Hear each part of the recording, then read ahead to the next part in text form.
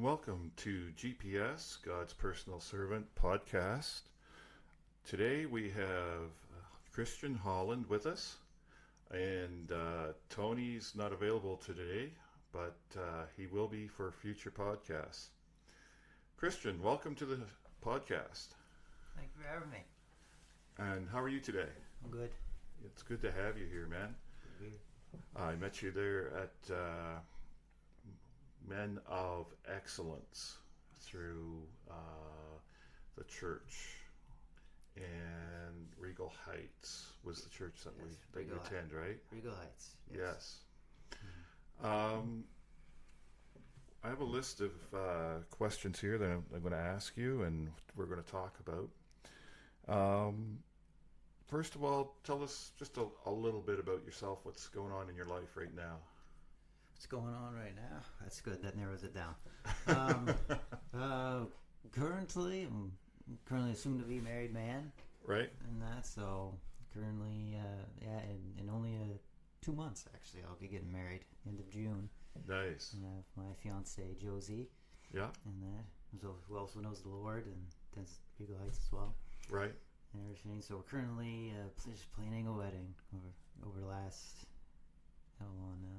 4 or 5 months, I guess. Okay. Yeah, I got asked her to marry me back in December, just right before Christmas. On the 23rd. Yeah, right before Christmas Eve. And lots of fun stuff going on with that. Well, lots of stuff going on. Is it always fun? Sometimes it's fun. Yes. Oh yeah, when you can be a little stressful. Yeah, for sure. It gets stressful. You disagree over it, but that's what happens when a man tries to get involved in planning his wedding. That's right. You disagree. Let your bride take care of everything, and you'll be just fine. Yes. She can. Yeah. She can lead in that department. So exactly. Yes, I will. I will hand that leadership over to her in that area. So, growing up, what was it like for you growing up? What was your family like? How big a family did you have? Or probably like moderate-sized family. I have my 2 parents. I have 1 sister. It's just 2. Okay. Just 2 kids. Everything. We're from my whole family actually. My mom and my dad's side were actually all originally from Cape Breton. Okay. So my dad was from the Sydney area. He grew up on Coxeaf Road. If anyone is listening that's from Sydney and knows that. All right. Sydney is not a very fun. It's not very. It's fun. It's not exciting. Not much goes on there. Oh, okay. And everything. So like my parents grew up there. Right. Like I said, my dad's from Sydney side, and my mom grew up on north side, North Sydney. And everything. So and I was born there. Both me and my sister were born there. Mm-hmm. And that's we lived in Sydney. Right. And that I told about. I think I want to say 4 because it was 3 years. We're 3 years apart, me and my sister, and I think she was only 1. We actually moved. Oh wow! So we moved to Prince Edward Island. Mm-hmm. Everything. So just another small island. Right. Just kind of traded one island for another. I think my dad's business. He works in like sales, like office furniture sales. Right. He's worked in that area, in that industry for pretty much his whole adult life. I see. And that, so he started his business. He I think he was a partner in a little firm, or if they would call it a firm, just in a business. He was a partner in a business. Okay. And then I think I wasn't even a year old, and he went out on his own. So he started just solely on his own and everything. And I guess, I don't know, maybe it took us to Prince Edward Island for some reason. I have no idea why it would take us there, but you go. But we went there, right? Okay. So yeah, I grew up there. Like I said, all of our family was from there. So we, I had a lot of time. I don't remember much of it because you were young. I was really young. I'm still pretty. I'm turning 25 next week. And happy birthday, man! Thank you. So I don't remember too much yet. Like little glimpses, when you're that young, you can maybe little fragments of life. Remember, that. But I remember being around like a lot of my family. Around then, like grandparents. That I was really close to my grandparents on my mother's side. Oh yeah. And I still am. And I'm actually going down there next week to actually go see them too. Good. Right. Good. So yeah. But like I said, we moved to PEI.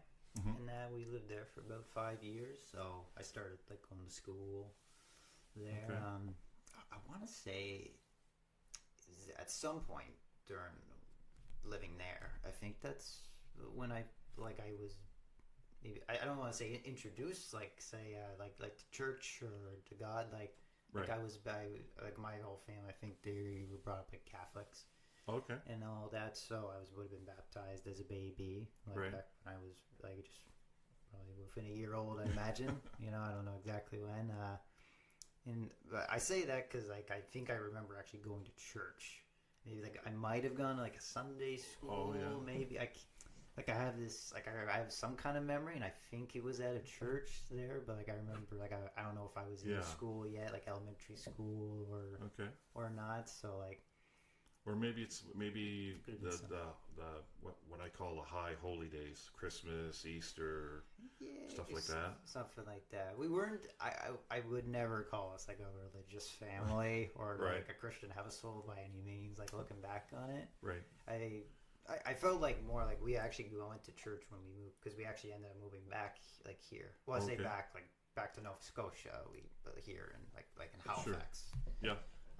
So when we moved back, I remember going to church. Like there was a Catholic church in Lower Sackville, town where we lived. Right. And but I actually like remember going there. Like I don't know if it was every Sunday or maybe it was once in a while. Like it was often enough. I remember. But there was some church in your life. Yeah, there was some church, right? I mean, I was so young, right? I mean, I moved here when I was 9, right? So like I was still a little kid, right? So yeah, I don't. Like I remember a little bit, like I don't know, the priest is there. He's taught you walk in, like you dip the holy water, right? All that, and did the sign of the cross, and all that stuff, and like there was the Bibles under the benches or whatever. Right. I say that because like I remember all that because when I started going to church again, the Vigo Heights Baptist Church where I go. Yes. And that like I was looking for that stuff actually. It was like, there's like where is it? There's where the Bible's at, so like because that's all I knew, right? Sure. Yeah. And that's like a totally different setup, isn't it? Yeah, Catholicism. They got that's like a sect of Protestant denomination or whatever. That's right. Right. But we'll get to that. Okay. Anyways, trying to stay on track here. So yeah, like I remember going to church. Right. A bit. I don't think it meant a whole lot to me for when I was really young. Okay. And I say that because I have friends like young children, like maybe like that age I was going to church, but I see them like I see the interactions with them, like they believe in the Lord. Right. And it means something to them. It's not like, oh, well, my dad takes us to church on Sunday, and I guess Jesus is a guy who did some stuff. I see. And he did a few things, Okay. Yeah. I think he did. Yeah. That's right. Yeah. From what I've read. Yeah. So, but the only thing like in our household that I felt like had anything to do with God was. Well, I do actually remember. Like, I feel like it might have been my mom's idea. She gave me and my sister both had one. It's like a little. I remember specifically it was like a little what was it, like seafood, like the duotang or whatever they call it, folder. Yeah. And I think mine was a pink one. But it had the Lord's Prayer just printed on a sheet. Oh, ever neat. Yes. So I remember and I remember my mom would say, "Oh, say your prayers, before you go to bed." Yeah. Like I think like being close to God, believing in God, came more from my mother's side. They were a little more. Yeah, moms tend to do that. Faith-based than I think my dad was. Yeah. I just never. I don't know if. This is weird because like I think my dad said at one point they went to a Catholic school and stuff, but like I never saw him as being someone who I feel believes in God. Okay. And everything, so it's kind of like two. You'd say one believes more than the other, maybe. You'd say you got it more from your mom than necessarily from your dad. Yeah, I'd say. Okay. And then I think, like I said, we probably went to that church for a few years, and I think I might have, because I remember my sister, she did like their I don't really know. I don't go to a Catholic church, so I don't really know a lot about the traditions in their church, like the first the communion or something like that. You know, where the little girls, what they they dress up nice and do something. That's right. Yeah. So it's like it's all just part of a lot of the sacraments, I think, and stuff like that. Yeah. But I remember probably after that, and there might have been another step that was supposed to come. I think they might do something called a confirmation or something. Confirmation, that's right. I think they might come after that. That's later on, in I believe in your teens. Yeah. Okay. So that would have been like the next. I don't know if I did. I might have done it, but maybe I just don't really remember. Maybe, okay. I don't know. Maybe it's a bigger deal for girls. I don't know. Because it was a big thing. Like there was like a party. Oh yeah, it's a big thing. That's like, right. Like, yeah. But I think around that time, I'm trying to think. I think I was like 12. So that was 2011. Okay. I guess, and I think around that time, that's when there was like a lot of those like allegations of like sexual abuse, like in the Catholic Church. I think that's when that was. I mean, I think that was always. I mean, there was. Well, I don't want to say like it's always. I mean, like there's been those allegations have been around probably for a while. That's what I mean. Right. So what I say, and it's like, oh, it's always been like no. It's like but I think one time we were in the sort of I wouldn't have known it because I was so young. Right. But I think like it was probably a headline, and I think we went to a church and who had the priest or someone there, a church leader, part of the church, says, oh, let's maybe I don't know if there was an allegation about there's someone a priest maybe like sexually molested a child or something like that, and like there was like, oh, let's pray for him because with maybe not a lot of context, and I think that really bothered my dad. Oh, is that right? Yeah. Wow. And we never went back. You never went back. And I never went to church until I was 24 years old. Really? Yeah. Wow. Yeah. So that was a big moment. I looking back at it now, that was a pretty big moment. That was a big moment. Yeah. Yeah, and I think that comes from me. My dad doesn't have. I wish he had a little more faith because I think he would have seen that wasn't meant to disregard anything that would happen. Because like Jesus talks a lot about when he forgives your sins, like a lot of times when he would call on like he would heal someone or call on a disciple, he would say, I forgive you, your sins are forgiven, go sin no more. I can't remember the exact verse, but there is one that specifically says, go sin, I forgive you, don't condemn you, go sin no more. Now it's not like, oh, I forgive you, do whatever you want. No, it's like, no, I forgive you. Seriously, sin no more. Please don't do it. Try not to do it again. Come with me. Come with me. Keep going the road you're doing. That leads to one. That's a one-way ticket. Yeah. So if he had a little more faith in Christ and knew that's probably where that was coming from, like I can look at it now and say that's probably where it was coming from. Right. It wasn't probably coming from a bad place or like disregarding blame or circumstance. Like I don't. Okay. Think it was like we're like Christ doesn't call the righteous, he calls the sinners, right? That's right. Yeah. The priests, the pastors, like the leaders, we're all sinners. That's kind of what makes it a little different. Like we come to Christ because we are sinners. Right. That's right. It's not like, oh, we grew up with this. I think if you're blessed enough to grow up in the faith, like being raised by like Christian parents, I think that's you're very fortunate. And if you grow up and you believe in the faith your entire life, I think that's pretty amazing. Oh, definitely. And because I don't know how common that is, really. For me, I mean, it wasn't. For me, it was like I grew up in a Christian home, and my mom and dad, they always took us to church, me and my brother. But it's not, let's say, a majority of people that are raised that way. But it was more common when I was younger than today, for sure. Yeah, like I love when I go, like when me and Josie can go to church on Sunday, we see the families there, the little kids running around, having a good time, and growing up, like they're going there in the Sunday school, they're learning about Jesus, and like even if it's sort of like have another family, don't you? Like, like you and Josie are going to be getting married soon, and you're going to have each other, but you're going to have your relatives, but you also have this church family, part of that extended family. Yeah. Right. Yeah. Yeah. Who will, they'll support you. They'll pray for you.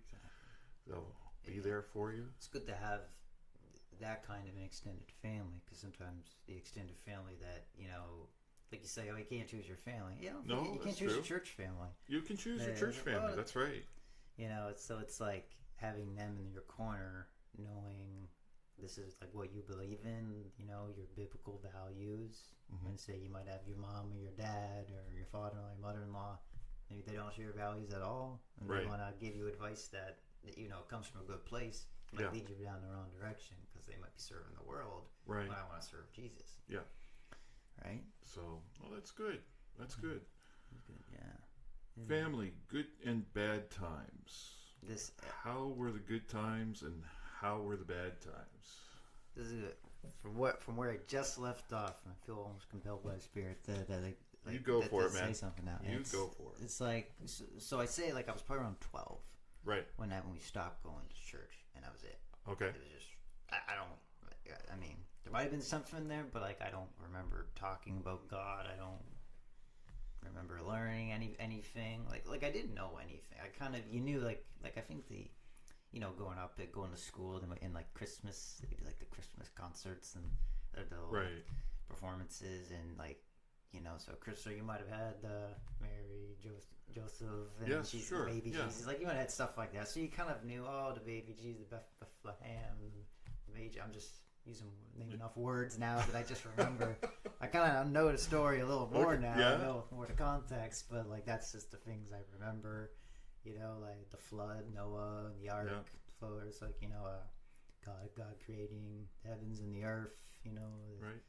Like the 6 days, the day of rest, seventh day, like stuff like that. So would you say you've begun learning a lot more in depth about the Bible than say previously? Yes. Oh, significantly. Yeah. Yeah. For one, because I think I wasn't seeking God, right? Right. And I started going to church again with the sole intention of I want to seek God. Yeah, you're on fire, man. And I'm just like you're on fire. I've seen that since the first time I met you, and it's really what's like, wow, this guy, he's God. God's got him. Oh yeah. This was I brought the big study Bible with me. I got see a few that. things like brought notes the I was book, man. going through.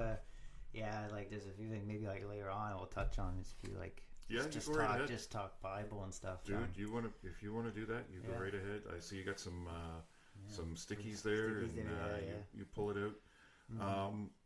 Mm-hmm. I know Pastor Jason has been working with you at Regal. Yeah. And I know he's been. By the sounds of things, he's been teaching you lots of stuff. Exactly. Yeah. We'll get there. Okay. Because there's a lot there too to go into. Fire away, boss. So I was saying was like at that time when we stopped going to church. So like I said, that was a big moment. Right.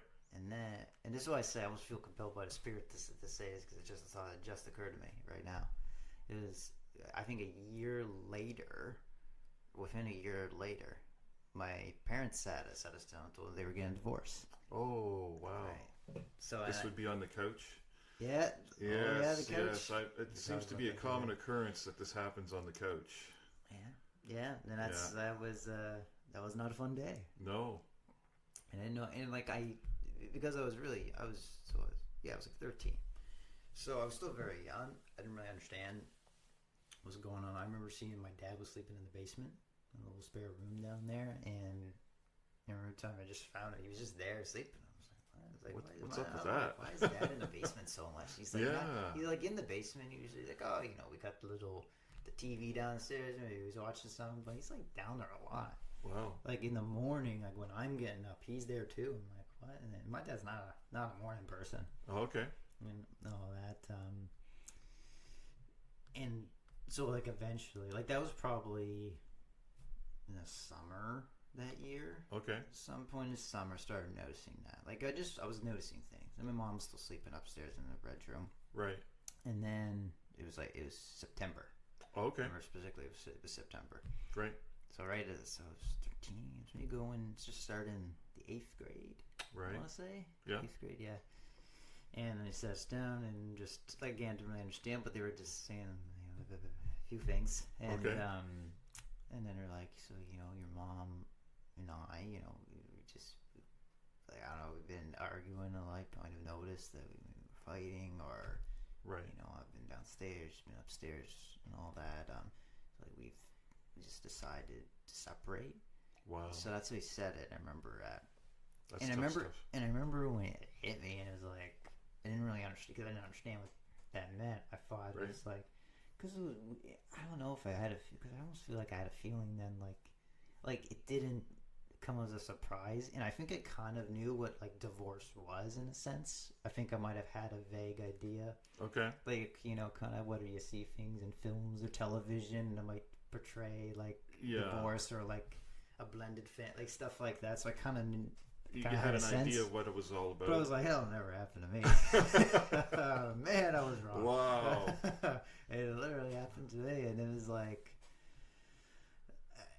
and I remember thinking, like, I was just really confused, felt a little lost. What's going on? I'm like, yeah, my mom was crying. She couldn't really say nothing. My dad cried. That was the first time I think I ever saw my dad cry. Really, he didn't break down crying in front of us, but he actually, like, he had to, like, go in another room, and I think he was crying. I actually didn't know until, like, maybe years would go by. We would talk about that, and he was like, literally cry. When we shut you guys down, I was crying. Like, I had to leave the room. Yeah. And, like, tough on everybody. Yeah, and my dad grew up, my grandfather, he never cried or showed, like, all emotions. Any emotion, yeah. And stuff like that. Yeah. That's always what I was told. I know he did his part. He looked after his family. He provided for them, made sure there was a roof over their heads. They had food. Yeah. They had everything they needed. Like, they didn't have a lot. They don't have a lot of money or anything, so they didn't have a lot of extras. But they had everything they needed. Had the basics, right? And my dad has never been any different. He's been that too. He's a little more better the last several years with emotions. He got better. Okay. And that, but, like, leading up to, like, after they split, like, he had started to change. At a certain point, he started to change, started to grow, for the better. Right. But yeah, they split, and I think my mom was still living there after they told us for another couple months. Like, it was like November, I want to say. And then she moved out. She got a place still in Lower Sackville where we live, so we weren't far. Sure. Apart. Sure. I thought one thing I remember, a kind of funny thing I had said to my dad when they actually sat us down. The only funny thing about it, was like, because he was asking us questions like, okay, like, do you guys know what this means? Like, us splitting up and everything, because we're thinking, and he reassured us, and and I never doubted it once, and this is like 11 years ago, I want to say. Because I asked, like, does this mean, like, one lives... Remember when I said about you see things in movies sometimes, one kid might live with one parent, the other might live with the other. I thought, so it's like, does this mean, like one of us will live with you and one of us will live with mom? He's like, no, absolutely not. We will never separate you and your sister, no matter how much you would like us to. That's so great. No matter how much you would like a break from your sister. So that was that must have been a relief, was it? Oh yeah. Well, at first I was like, oh man. I guess a relief in the fact that this could all be better, but at least we could have gone. I'm going to be with my sister and with my mom. So. Well, I think at a certain point, I remember my dad telling me this, like he, I remember him saying to me, because my mom and my nanny, like her mom, like, they're very, very close, very tight. Like, they've, I think, talked every day. I don't know, since, like, I haven't looked for my mom in many years, but, like, I remember growing up, they talked every single day. Oh, very wow. close, and I'm very close with them, right? Oh, good. And my dad thought, like up in Cape Breton, it's more affordable, it's cheaper cost of living. Like, he thought he was just, because of the way the divorce and the family courts are set up, it's just twisted. It's like they favor the woman in that situation, no matter what. They kind of win in a sense. There's like an almost incentive. Okay. And he thought, like, she would just move to Cape Breton and want not literally take us from him, but just want to take us there, and maybe the courts would just give us to her. Oh, I see. And he was terrified. Oh, wow. That was going to happen, right? Mm-hmm. You know, and like I'm not going to definitely won't sit here and say, oh, this is what happened with my parents. Like, I only know what they tell me, right? Gotcha. You know, so I try to be pretty humble about that, especially talking about it openly like this. Like, yes. I wouldn't dare say something that I just assume. Like, no. That's yeah. There's two sides of the story, right? That's right. You know, so yeah. I mean, they split, and we were going back and forth. I think we used to do like kind of 2 weeks on, 2 weeks off, like with one parent and then the other. Right. And that kind of, no, it was 1 week. It was 1 week on, 1 week off. So every weekend, every Sunday, packing up a suitcase for the week, whatever we needed, going to the other parents and everything. And growing up, my mom did a lot of the like looking after, like raising the. It wasn't like she both. I should have said this. Both my parents have always worked. Right. And that, so she was never like a stay-at-home mom. Okay. Like I said to her, I was actually talking to her recently, just like a few weeks ago, and I said it was weird, Mom. It was like it almost felt like Dad worked. You were like stay-at-home mom. It just felt like that because you were just doing so much. So she was home and she took care of you guys. You know, she took care worked. of the house. She worked a bit and everything. Like she had her work part-time or sometimes full-time. It kind of switched. Okay. You know, part-time, full-time. But my dad was always full-time with his business, and he worked a lot. He traveled a lot. There was times in like growing up, like I didn't see him a whole lot. Okay. Like I said, we lived in PEI actually. Kind of backtrack a little bit. That's okay. We actually like he traveled a lot. There was times he would be gone for a week. Like did you say he was an office furniture salesman? Yeah, so he's a salesman. Salesman. Yeah, okay. But it was just all by himself. He did it all by himself for a long time. And that would have been all over the Maritimes then, would it? Yeah, so he pretty much covered all of Atlantic Canada. Oh, I see. I mean, sometimes his business might take him other places that are outside of Atlantic Canada, or he might go to a trade show. Like I know now he goes to a trade show that's in Chicago. Oh, wow. Goes there every year. Nice. I will say, and it's gotten better, and I think this is actually the last 10 years because he has a business partner. Okay. And there was a lot of that started to free up time. Because then it was like taking some burdens off. He didn't have to travel. He still travels, but not as much. My dad's been traveling since he was 18. Oh, okay. 35 years or something like that. You know, like that's how he started. He still hasn't really slowed down, but you know, he learned the balance at a certain point, which was good.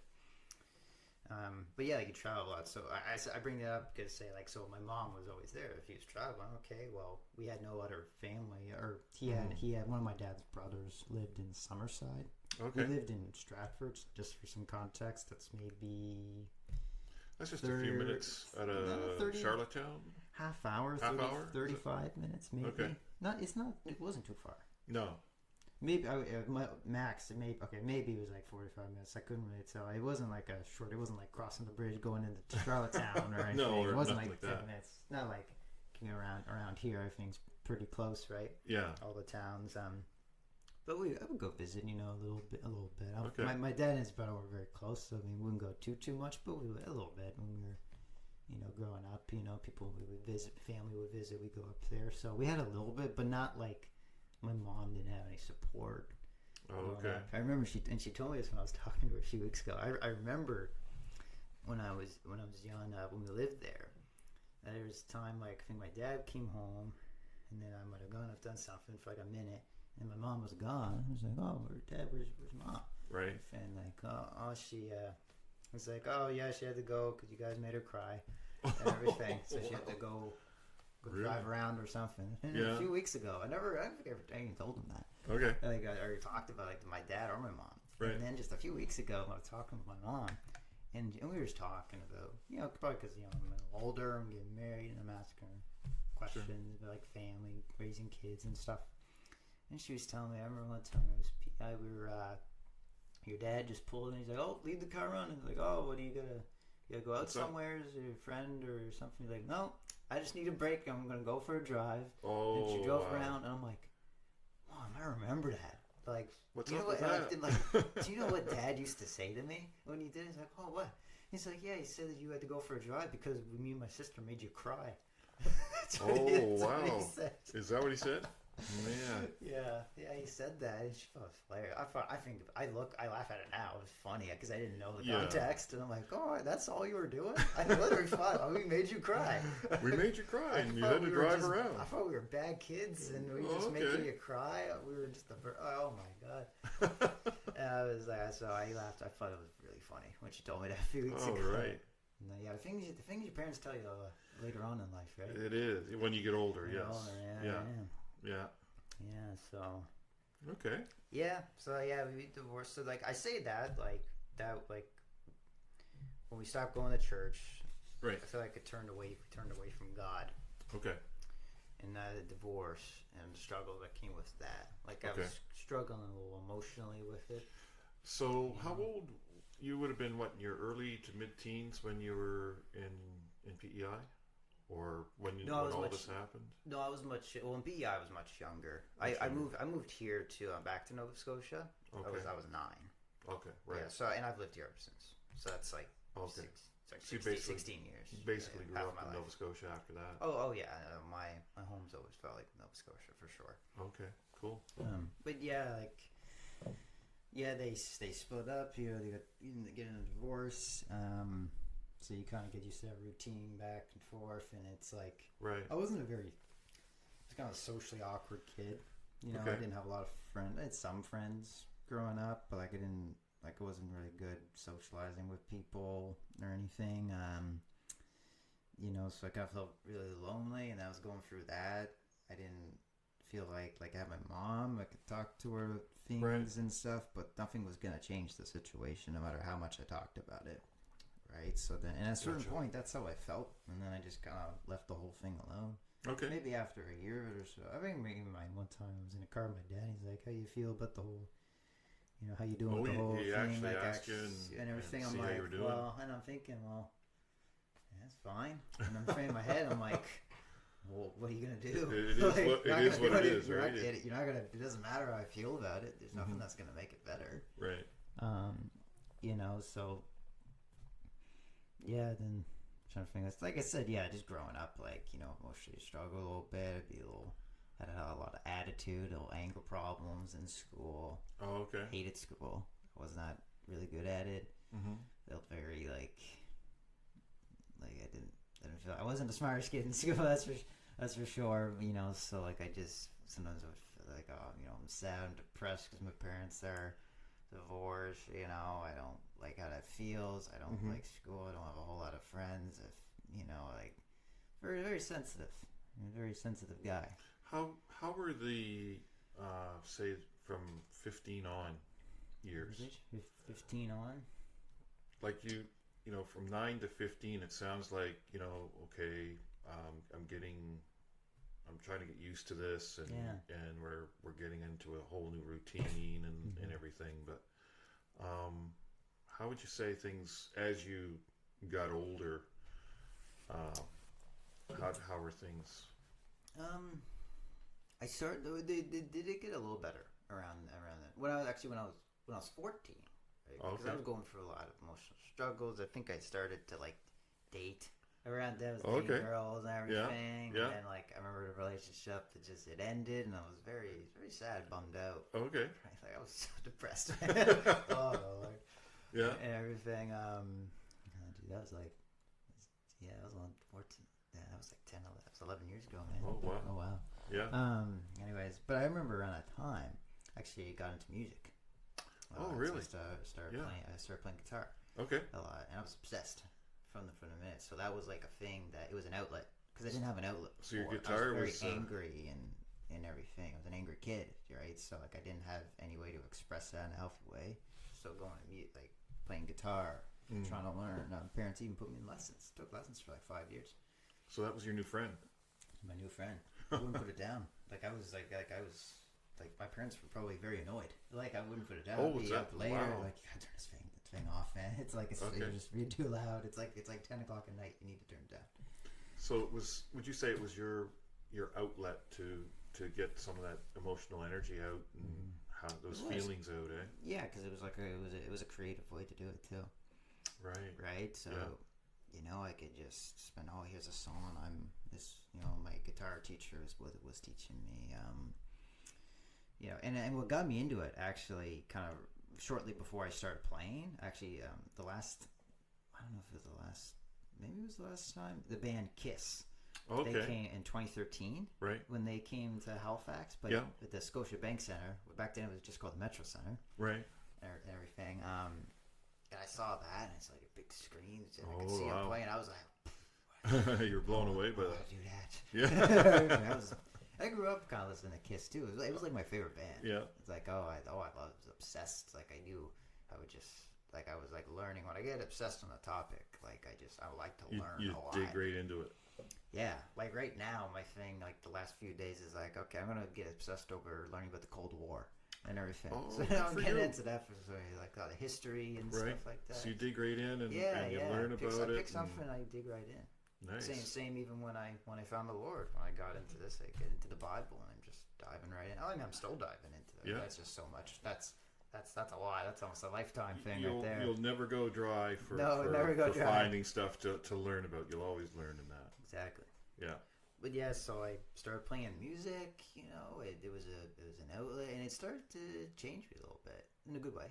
Okay. And I remember there was this camp they did, Summer Rock, because I took guitar lessons at Lawn and McQuaid, which is a big music store. Probably may have heard of those.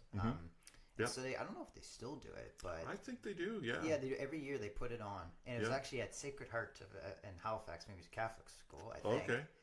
And it was kind of funny at a Catholic school playing rock and roll, and that they probably hated that. You had to do it in the summer because nobody's around. Yeah, I suppose that's a good point. Yeah. You know, and I remember going there. So part of it, you know, you would learn stuff. You all the other teens. It was different ages. Probably I want to say it may be, well, probably younger than me. I was 15 at the time. Yeah. I wasn't even playing a year. I didn't think I was that good. I mean, I played some songs, you know. I love learning how to play songs like that are already written. Like I wasn't like writing stuff. Like I was never really good with writing music. Okay. Writing a lyric, I like writing like with words and everything. But I was still learning. So that's how I learned all the techniques how to play. Oh, nice. Everything. Like I played a lot of Kiss, AC/DC. Okay. That was about it. That's all I cared about. All other music sucked, other than Kiss and AC/DC in my mind. Wow.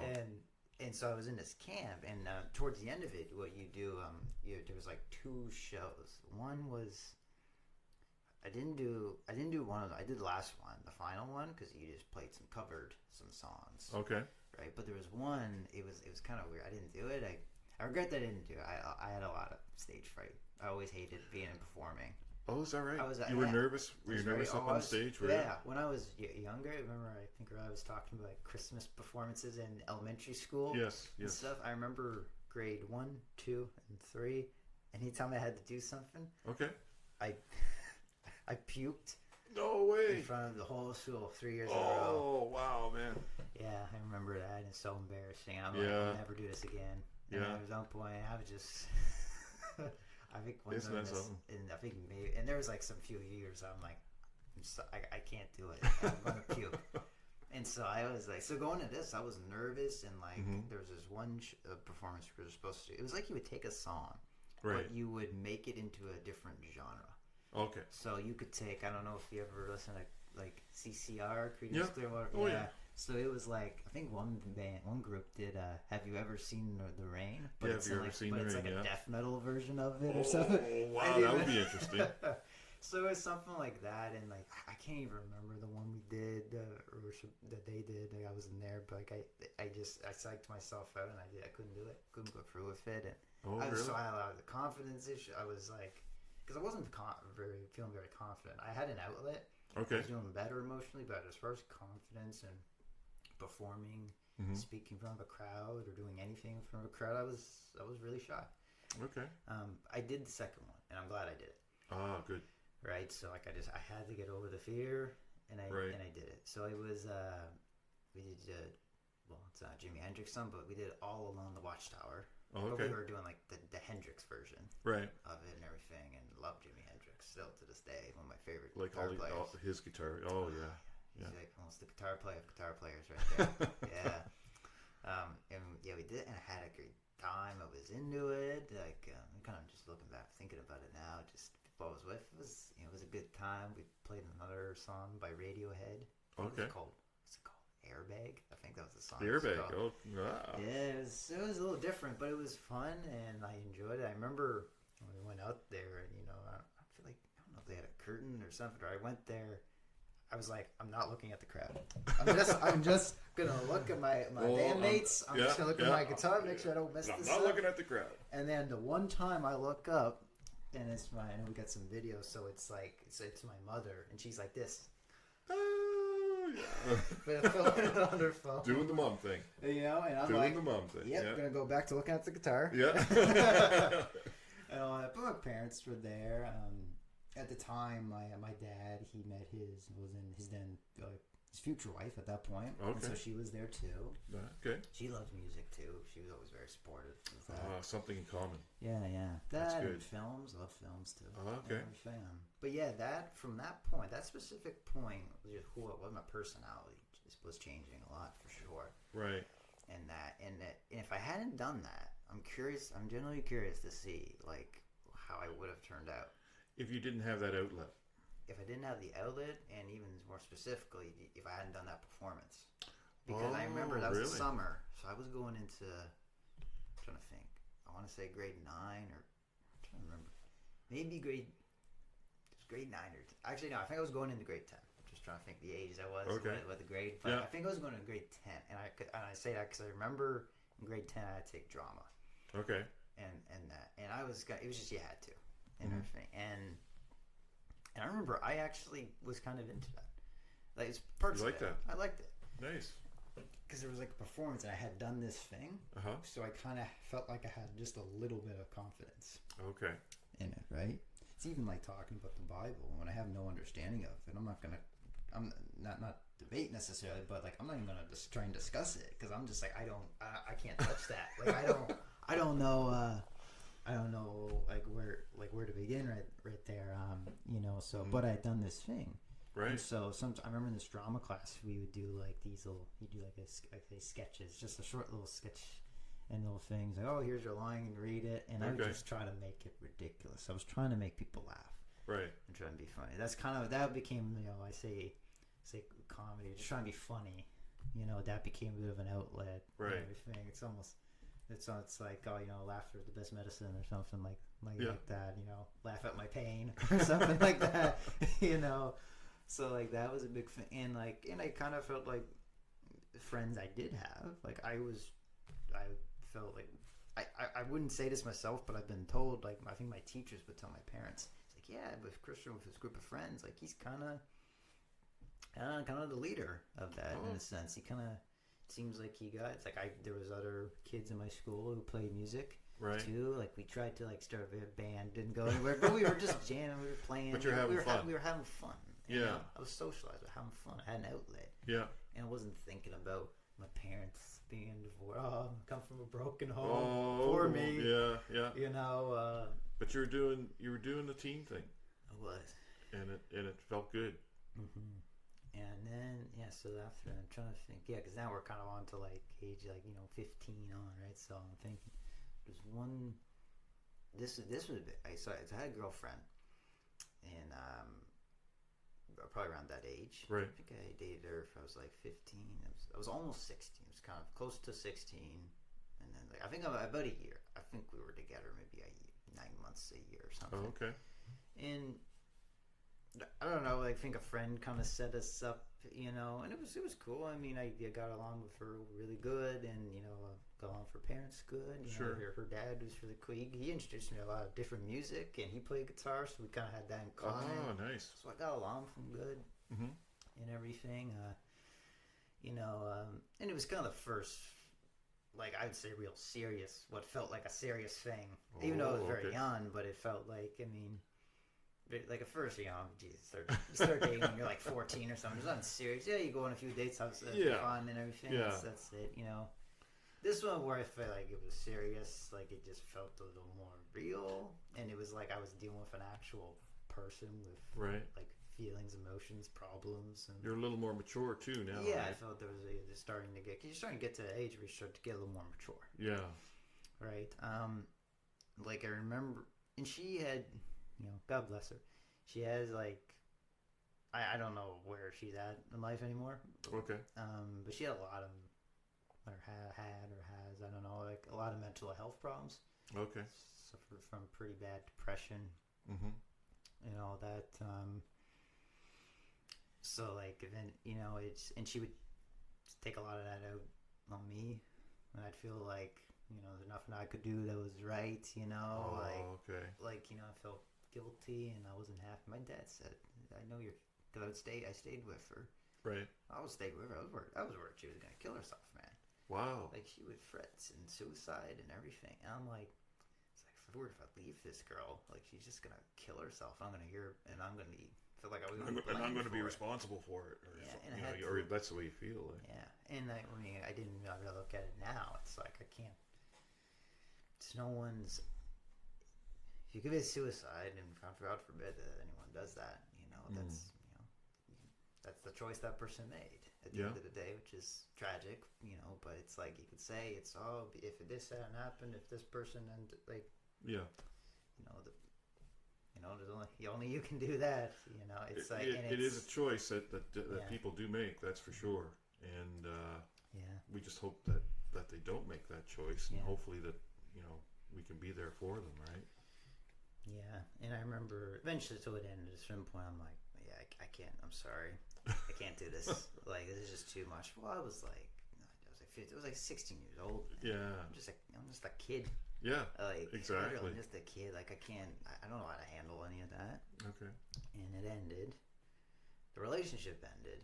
The whole drama of the whole thing did not end there. So there was I don't know what it was. Bit of a switch in her where it went from being very sad and depressed, lonely at times, to being like she like had a hate, like a vicious hate on. Oh, really? Me. Yeah. Wow. Yeah. So like that wasn't good, and there was a lot of things like, at her she could be, like bullying, like spreading rumors. Yeah. Like we never really fooled. I never really fooled around or anything in high school. Like so we never had sex or anything. Okay. So but she, like I say that, like, the reason I bring it up is because she had made was saying, I don't know if she was saying to a bunch of people or just certain people. I know just to certain people, she said like that I had raped her. Wow, that's quite an accusation, eh? Yeah, and like it was never like she never like called the cops and accused me of rape. It was never like that. But she would say to people, you're talking about other teenagers, though, right? Mm-hmm. And never happened. It's like I had to say to, well, you have to have sex to rape someone. Yeah. And all that. So, and that never happened. And so it was just a false accusation. But I was like, that was kind of when it just got really out of hand. Like bullying, spreading rumors, saying, "Oh, he's rude, he's an asshole." Yeah. Curse, but like, it's what it is. Don't worry about it. Yeah. Don't worry about it. Yeah. I've been saying all kinds of things, and like I can handle that. But then once you accuse me of being a rapist, like that's just too far. That's too much. Oh wow, that's. I think that's pretty crazy, man. It is. Yeah, it was crazy. And I used to say, "Oh, she's crazy. She's nuts," because I was immature, right? Okay. And I didn't. I look at it now, and I'm just like I would, like, God help that poor girl, right? Like seriously, like whatever. Maybe she's being tormented by something, right? That's what I believe in now. But yeah, so we're pretty much around that point. Like she stopped going to school because she was going through a lot of severe mental health. She was like self-harming herself and everything, and that. So she stopped going to school, and then I've never seen her since. Okay. And everything. So several years ago, and like I don't know where life took her. Okay. Eventually it stopped, but it got serious, man. Like she had people threaten, like there was one guy who used to go to school. He was a bit of a troubled guy, and he'd get into some trouble with the law and stuff. And I guess she thought it would be a great idea. Let me tell this guy about these things. And then he was like threatening to come and kill me and everything. I remember I was taking the bus around that time. Yeah. And I was at a bus terminal, and he came right up to me out of nowhere and just threatened. He says, he's like, if you ever, because my parents were getting cops involved at this point. Like it was at that point. So the police were involved. Oh, like try to get like maybe a restraining order or something like that. Or at first it was just getting the police involved, getting warnings. Like you need to stop contacting this guy. Like he's done nothing wrong. You just need to stop. And And then she got some guy involved in, and then, like, you know, because it was like text, and I thought, okay, maybe it's, I don't know, who knows, this could be her, I don't know the number, and she could just be saying these things. And then this guy comes up to me at a bus stop and says, if you ever rat me out to the cops, I'm gonna have you killed. Wow. Yeah.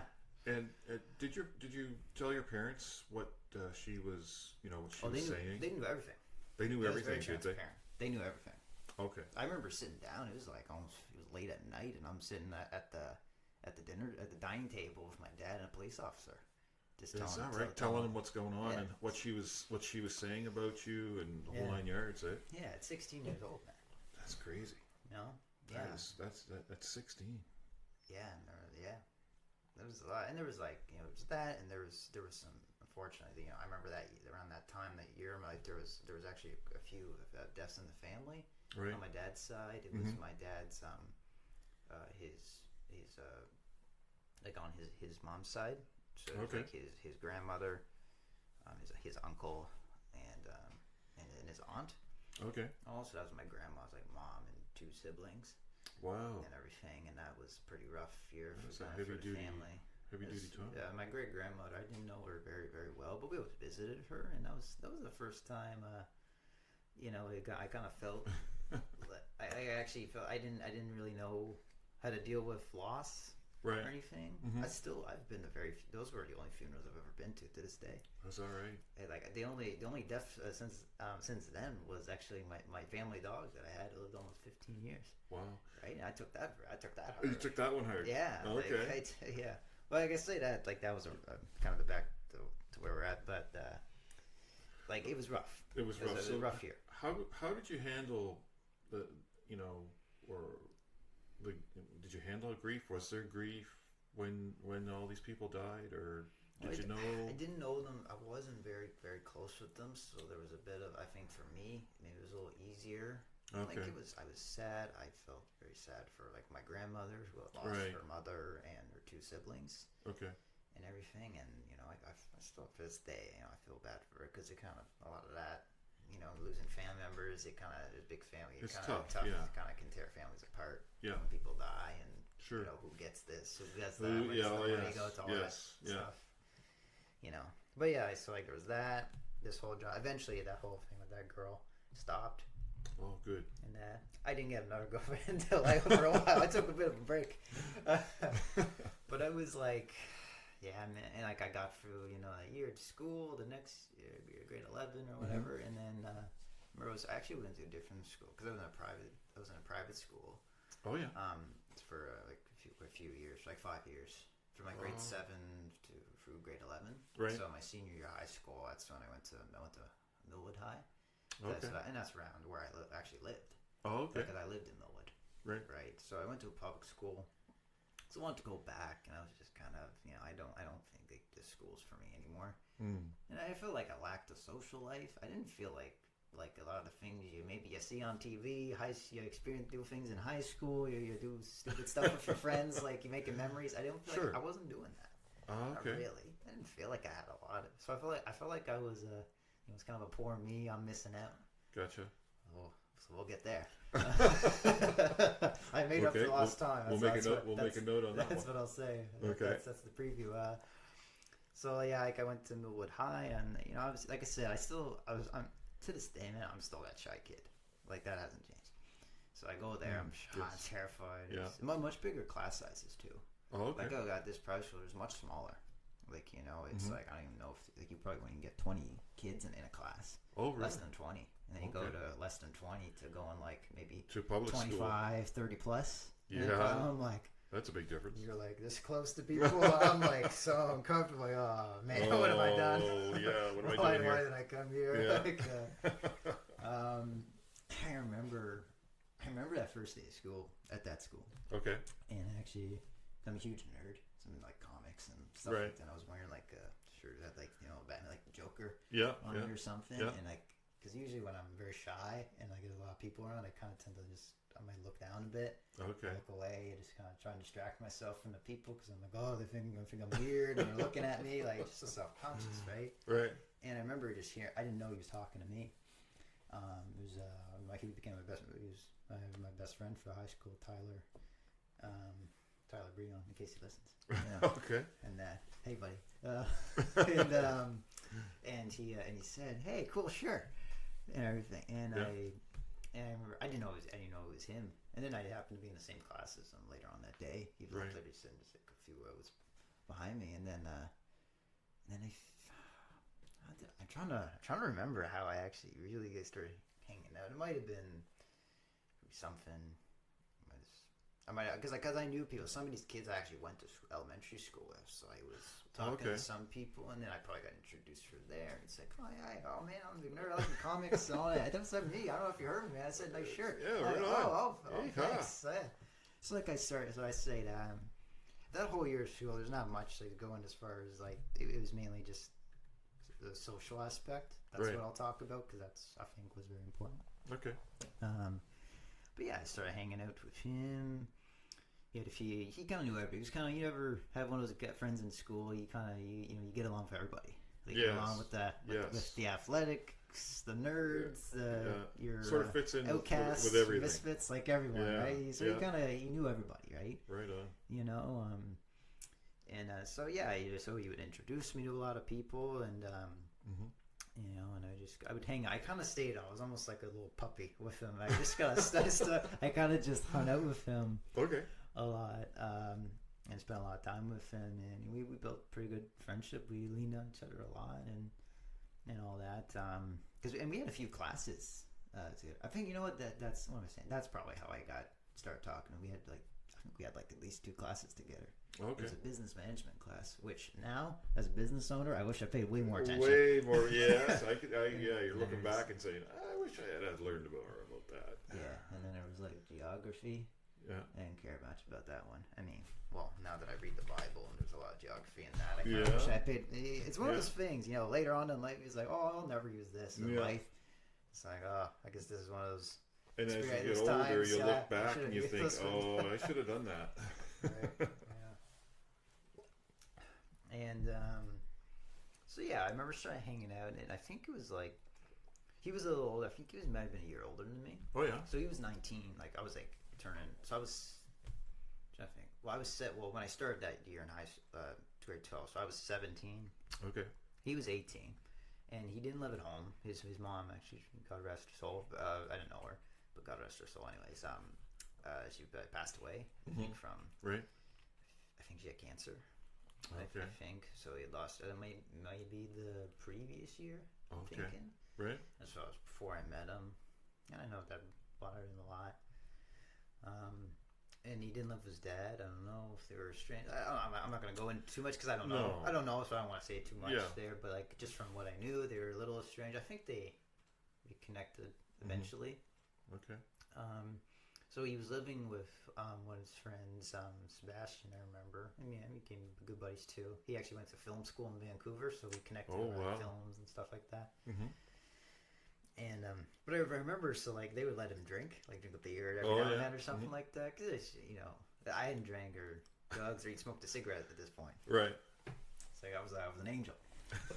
Also, maybe that's blasphemy. I shouldn't say that. No, it's okay. It's okay. And so I remember hanging out with him one time. It was probably like October, November. It was sometime in the fall, and we were hanging out there just in the basement. This is when I was starting to socialize more and get more friends. And then it was like he had Mike's Hard Lemonade. Oh yeah, okay. I remember. Now we're getting at the alcohol bit. I'm gonna touch on that now. So then he gave me. He's like, hey, you want one? And I'm just thinking, I want to fit. I want to say no. I want to fit in. He's gonna think I'm a or something. He's gonna think I'm stupid. He won't hang out with me.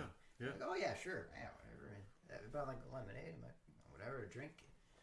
I'm gonna start to feel a little something. First, it's just like lemonade, but then it's just like, I start to feel a little something. I keep drinking. I was like, this is good. I like this feeling. I didn't get drunk or nothing. I think I sort of made you feel good, right? I felt good, and we were kind of laughing, probably watching funny stuff on TV, and giggling, having a good time. And I was joking around. I was getting out of my shell. I'm like, oh, that feels great. I would like to feel that every 5 minutes. Oh, wow.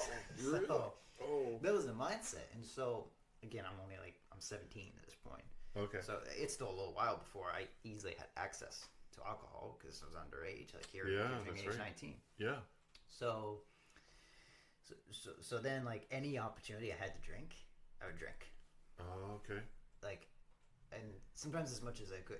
We didn't get too crazy during school. Beginning? During school, and maybe that I had that in the back of my head. Oh, I'm still in school, grade 12. That's an important year. Yeah. It's like if I wanted to go, I didn't really. I will say, I didn't really know.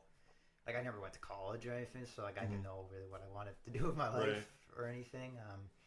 At that point, so like I try to just like, oh yeah, you have a few beers with some friends, you're just hanging out, having a good time. Yeah. I know this guy a lot, and I say this, I know, because I've said his name, and that's like I'm not trying to say Tyler is the reason I became. No. I'm 3 years sober, so like I'm a recovered alcoholic, right? So it's not his fault. No, Maybe no. I went down that road. No. If it wasn't through him, I would have figured it out some other way.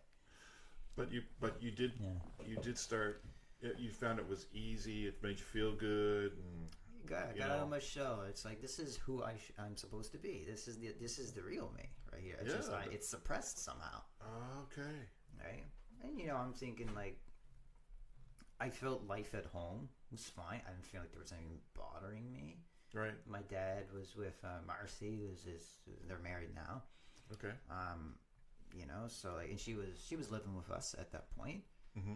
I remember, but I was used to her. You didn't rush in anything. She's never like wanted to like try to call us like we don't call her mom or anything. We refer to her as our stepmom for talking about her or anything, but she's never expected that of us or anything. She's ever wanted to take over any role or mother and everything and all that.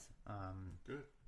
Yeah, my mom never. I think maybe later on that year, my grade 12 year, my mom was dating someone, and I've been getting into that a little later. Okay. But so things were good at home, so there was nothing like bothering me like that. I started. Like, remember when I said I didn't feel like I had a lot of high school fun experiences, and I said I made up for lost time. Oh, okay. Yeah. So this is kind of where I start getting into. So this is where you start I'm making up for lost time. Yeah, and so I'm like hanging out with friends. Sometimes I'm blowing off class and everything. Oh boy! It's like it wasn't like extreme blowing. Not going to. I think there was one class I just went. I went to the. It was like I said I used the bathroom, and I went to go use the bathroom, and then talking to my friends, and I'm just messing around. We're just walking around, and I'm just like, oh yeah, half hour. Oh yeah, and I'm just like, poor teachers, man. Holy terror. You a holy terror. I just can't imagine that, man. Should have seen me when I was a really young guy. My parents could probably tell you stories about me. Oh, my really? uncle, one of my uncles, my dad's brother, he used to say, "You were a holy terror, man." He said this, and I'll gladly say it on this platform. He was like, he has one son. He's like, "You are such a holy terror, man. You're the reason I never had a second kid." Wow, that's heavy. That's what he said to me. Wow. Oh yeah, my family, they're funny. Yeah, just jokesters. Anyways, but yeah, so like throughout high school that year, I'm trying to do enough. Mm-hmm. I'm not good at school, so I was doing enough. I mean, I was slacking a bit. You got your time in. Towards the end, I had to change it up. Okay. Every now and then we'd go like, oh yeah, just having few beers, few drinks, and everything. Nothing too extreme. Mm-hmm. I don't think there was anything too crazy. I smoked pot on my 18th birthday, first time. Just got really stoned. How did that make you feel? Oh, made me feel even better. Even better than the alcohol. Yeah, that as well as alcohol, I would like to feel every 5 minutes. Yeah. Wow. So then like I remember after I started dating a girl towards the end of the year. Right. She was just nice girl. We were very different people. I don't really know why we even worked together, to be honest. Oh, okay. Around this time, because you get a bunch of 18-year-old boys together. They just they're only thinking about one thing at that age, right? So I'm just like I was really hoping it's like, oh, my friends talk about having sex and everything. I should probably do that too, right? So I do, and actually her. I think she might have been Christian or Catholic. I don't know. Right. And everything. So she was actually more of a we wanted to wait till marriage and stuff like that. I think I remember saying stuff like that. Wow, isn't that something? And I'm all for that now. Yeah. But at the time, I was like, Oh, this sucks. Yeah. You know, and it's like that because I felt like, you know, I gotta make up for lost time, man. I'm just like, I didn't do any of this when I was younger, when I was like everyone younger. else is doing. Wow. You know, and so, you know, I was hoping that would happen. That didn't. Probably a good thing it did, and all that. Like I said, you know, we were graduate high school. I just looked for a job, start working eventually full time, and that's pretty much what I've been doing since. I've just been working full time since I graduated high school. It's like 7 years ago, I guess, something like that. So yeah, just go party a little bit in the summer, you know, going to party. I remember the first time I got I got so drunk. I think I threw up at a few different places all over the house. Everything, and then woke up all hungover. Right. People were singing, "Man, you got crazy last night. You were wow. champ. You're the champ, man." Like, did you remember it? I remember some of it. Yeah. I actually probably remember. Well, I mean, it's like 7 years ago. So it's been a while ago. It's been a while, but I don't think I really blacked out. I don't know. Might have. I don't know. Okay. I guess that's what a blackout is. You don't really know. But so yeah, there was moments like that, and then I remember me and this girl, we broke up, and there was this girl I actually went to elementary school with. I had a crush on her then. We reconnected. Like, she's single. Maybe I could, maybe I could get together with her or something, and all that. I just really liked her. Okay. Oh yeah, I had both emotions. Any girl I've ever been with, I've had some emotion towards her one way or another. Like, and this girl, so she was about a year older. She was a little older. Well, not that much older. She was maybe not even a year older. Okay. But I was like 18, so I think she was turning 19 that year, and everything. She had a baby. Oh, wow. So it was like, people told me, we don't get together with that. I'm like, there was just a lot of stuff she was dealing with, and I'm 18 years old, and I'm like really young. She's dealing with this, and it's not like I can't separate. That's like, no, she has a child. Yeah. I had realized that it's like, no, it's not like me and her, like it's not like that. It's just like, no, I have a child and the baby too. Yeah, so you can't just pretend the baby's not. And it was like, So I remember I was with her. Right, I lost my virginity to her and everything, and I was like, so that's why I stayed for a while, because I was having a lot of sex. And you see this pattern of addiction, right? I'm just saying, there's a feeling I'm getting from this thing. I'm gonna chase it.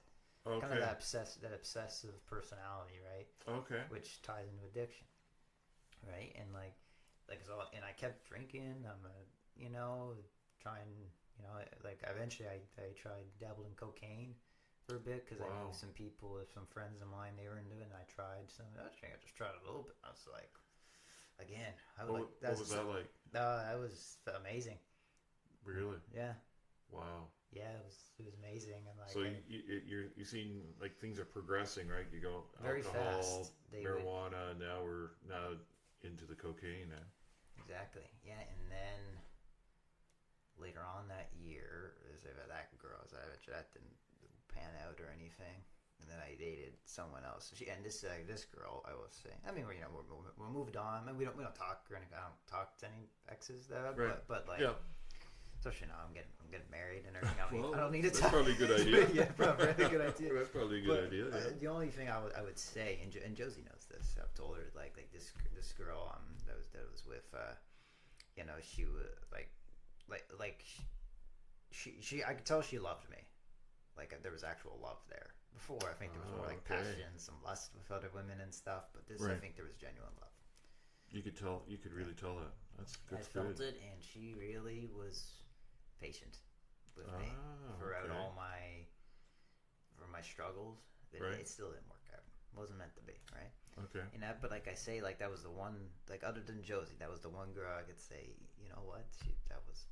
She was a nice girl. Yeah. She deserved better than me. Okay. And that's not me trying to shame myself. Like, it's like, no, I treated her. I was awful to her at a certain point. Oh, that's all right. Because I got to a point. I remember Because I remember I got in a car accident. It wasn't nothing to do with drugs or anything. No. I had a car accident. It was like in the winter, and then, so later on, for most of that year, but eventually it actually got suspended for 6 months. Oh, really? So I was 19, and at this point, I can go buy alcohol whenever I want. Yeah, so I always you're of go age, right? going to lots of parties. I'm getting absolutely hammered. I don't want to feel any of my sober self, who I am as a person. Mm-hmm. Trying to go through all of this. It's been a while since I've recounted this, so okay. I'm kind of like every now and then I might pause because I'm got feeling lots of it. time. I'm feeling it, right? That's cool. You know, That's cool. And yeah, and she was. I mean, we're both young. So you go to parties when you're 18, 19. She's right.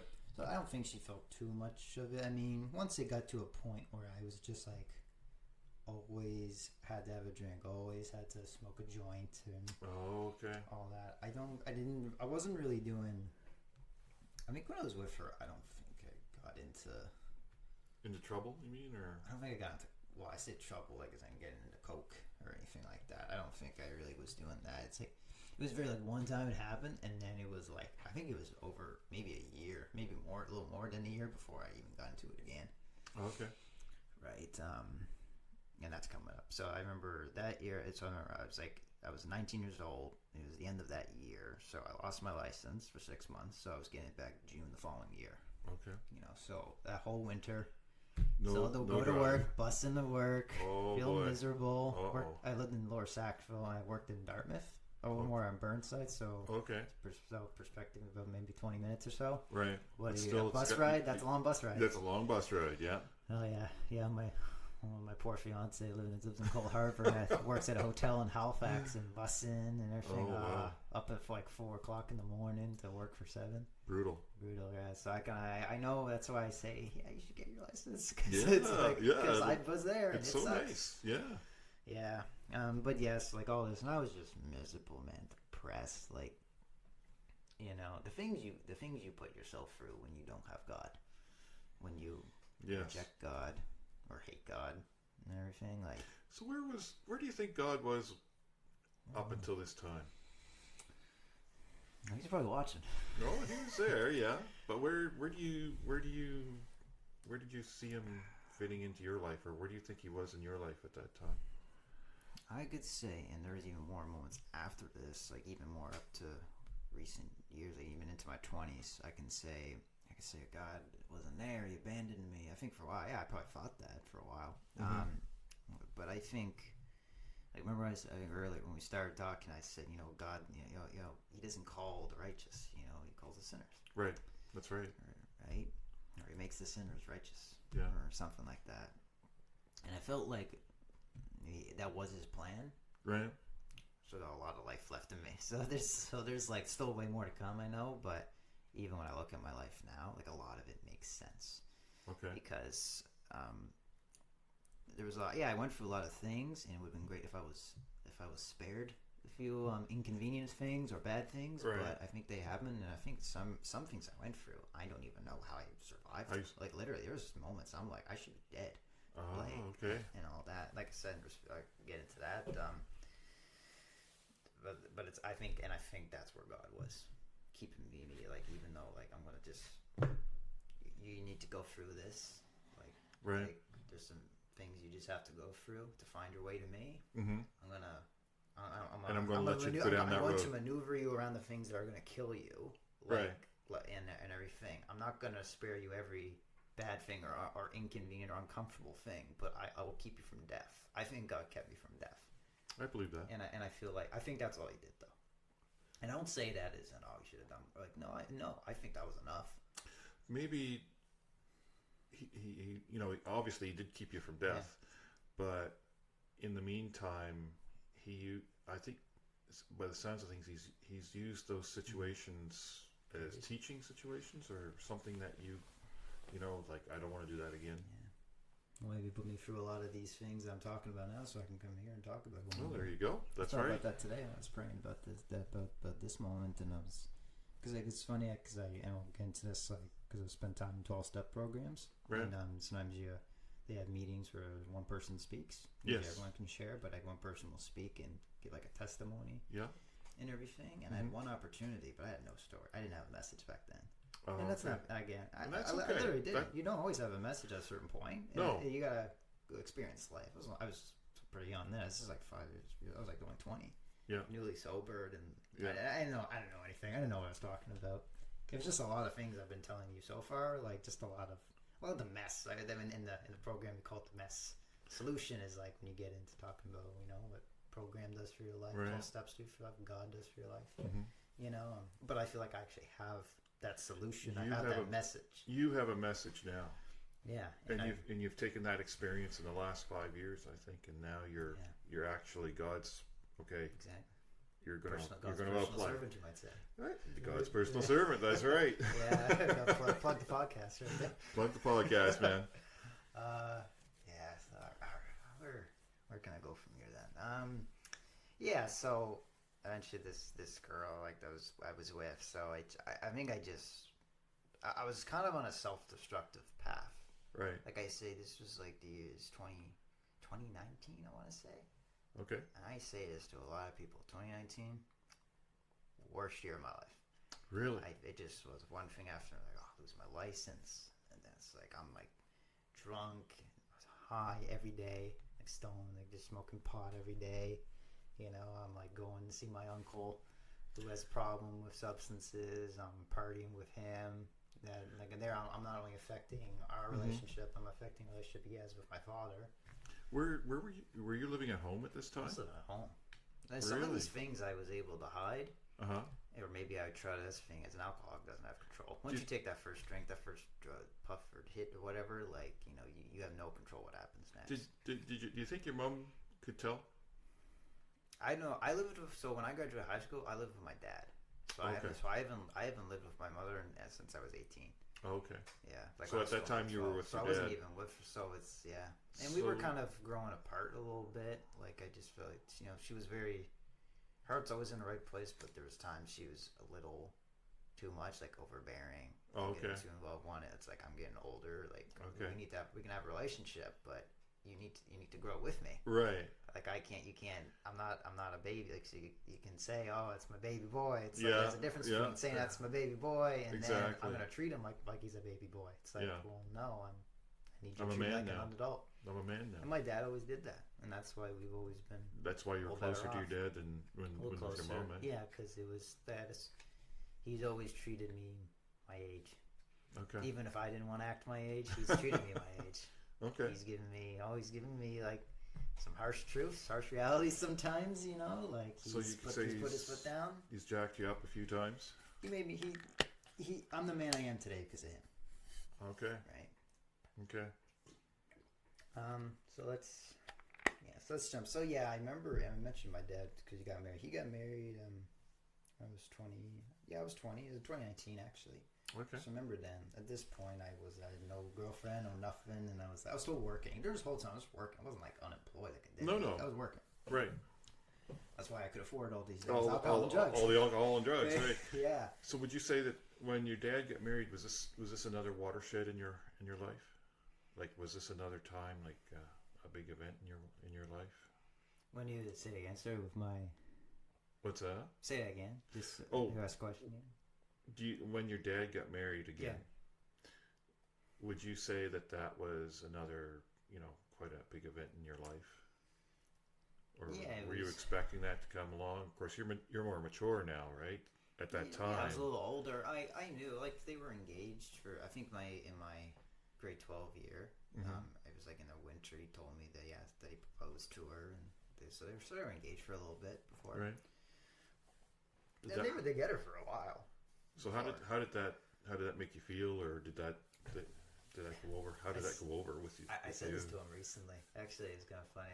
Because when he told me that he asked Marcy to marry him, I thought he was like, because I was going I had to help him with some like a work thing or something. Okay. I remember, so we were in a car, and he was like, I was gonna sit down and to tell you and your sister later, but like I want to tell you now. It's like I asked Marcy to marry me, and that split second before he said. It's like, she said yes. I thought he was going to say, she said no, and she's leaving me. But that's what he was going to say. No, it's not going to happen again. Oh, man. I thought, no. Oh, someone else is leaving. Well, my mother never, left. changes in my life. So, but it was like, oh no, I literally thought for a split second that's what he's gonna say. So, oh, okay. Oh yeah, but yeah. So, and you know what, man? And I regret that. There's some. I remember they went away to Mexico. Like we were in Mexico. Oh yeah. They got married. Oh, they got married in Mexico, did they? Beautiful, okay. beautiful place, right? Nice.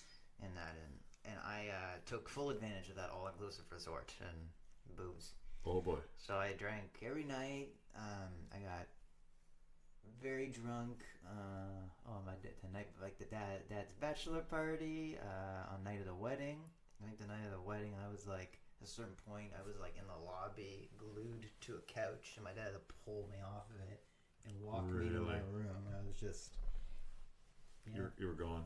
You're plastered. It's embarrassing. Yeah. You know, and he asked me to be. I was his best man. Oh boy.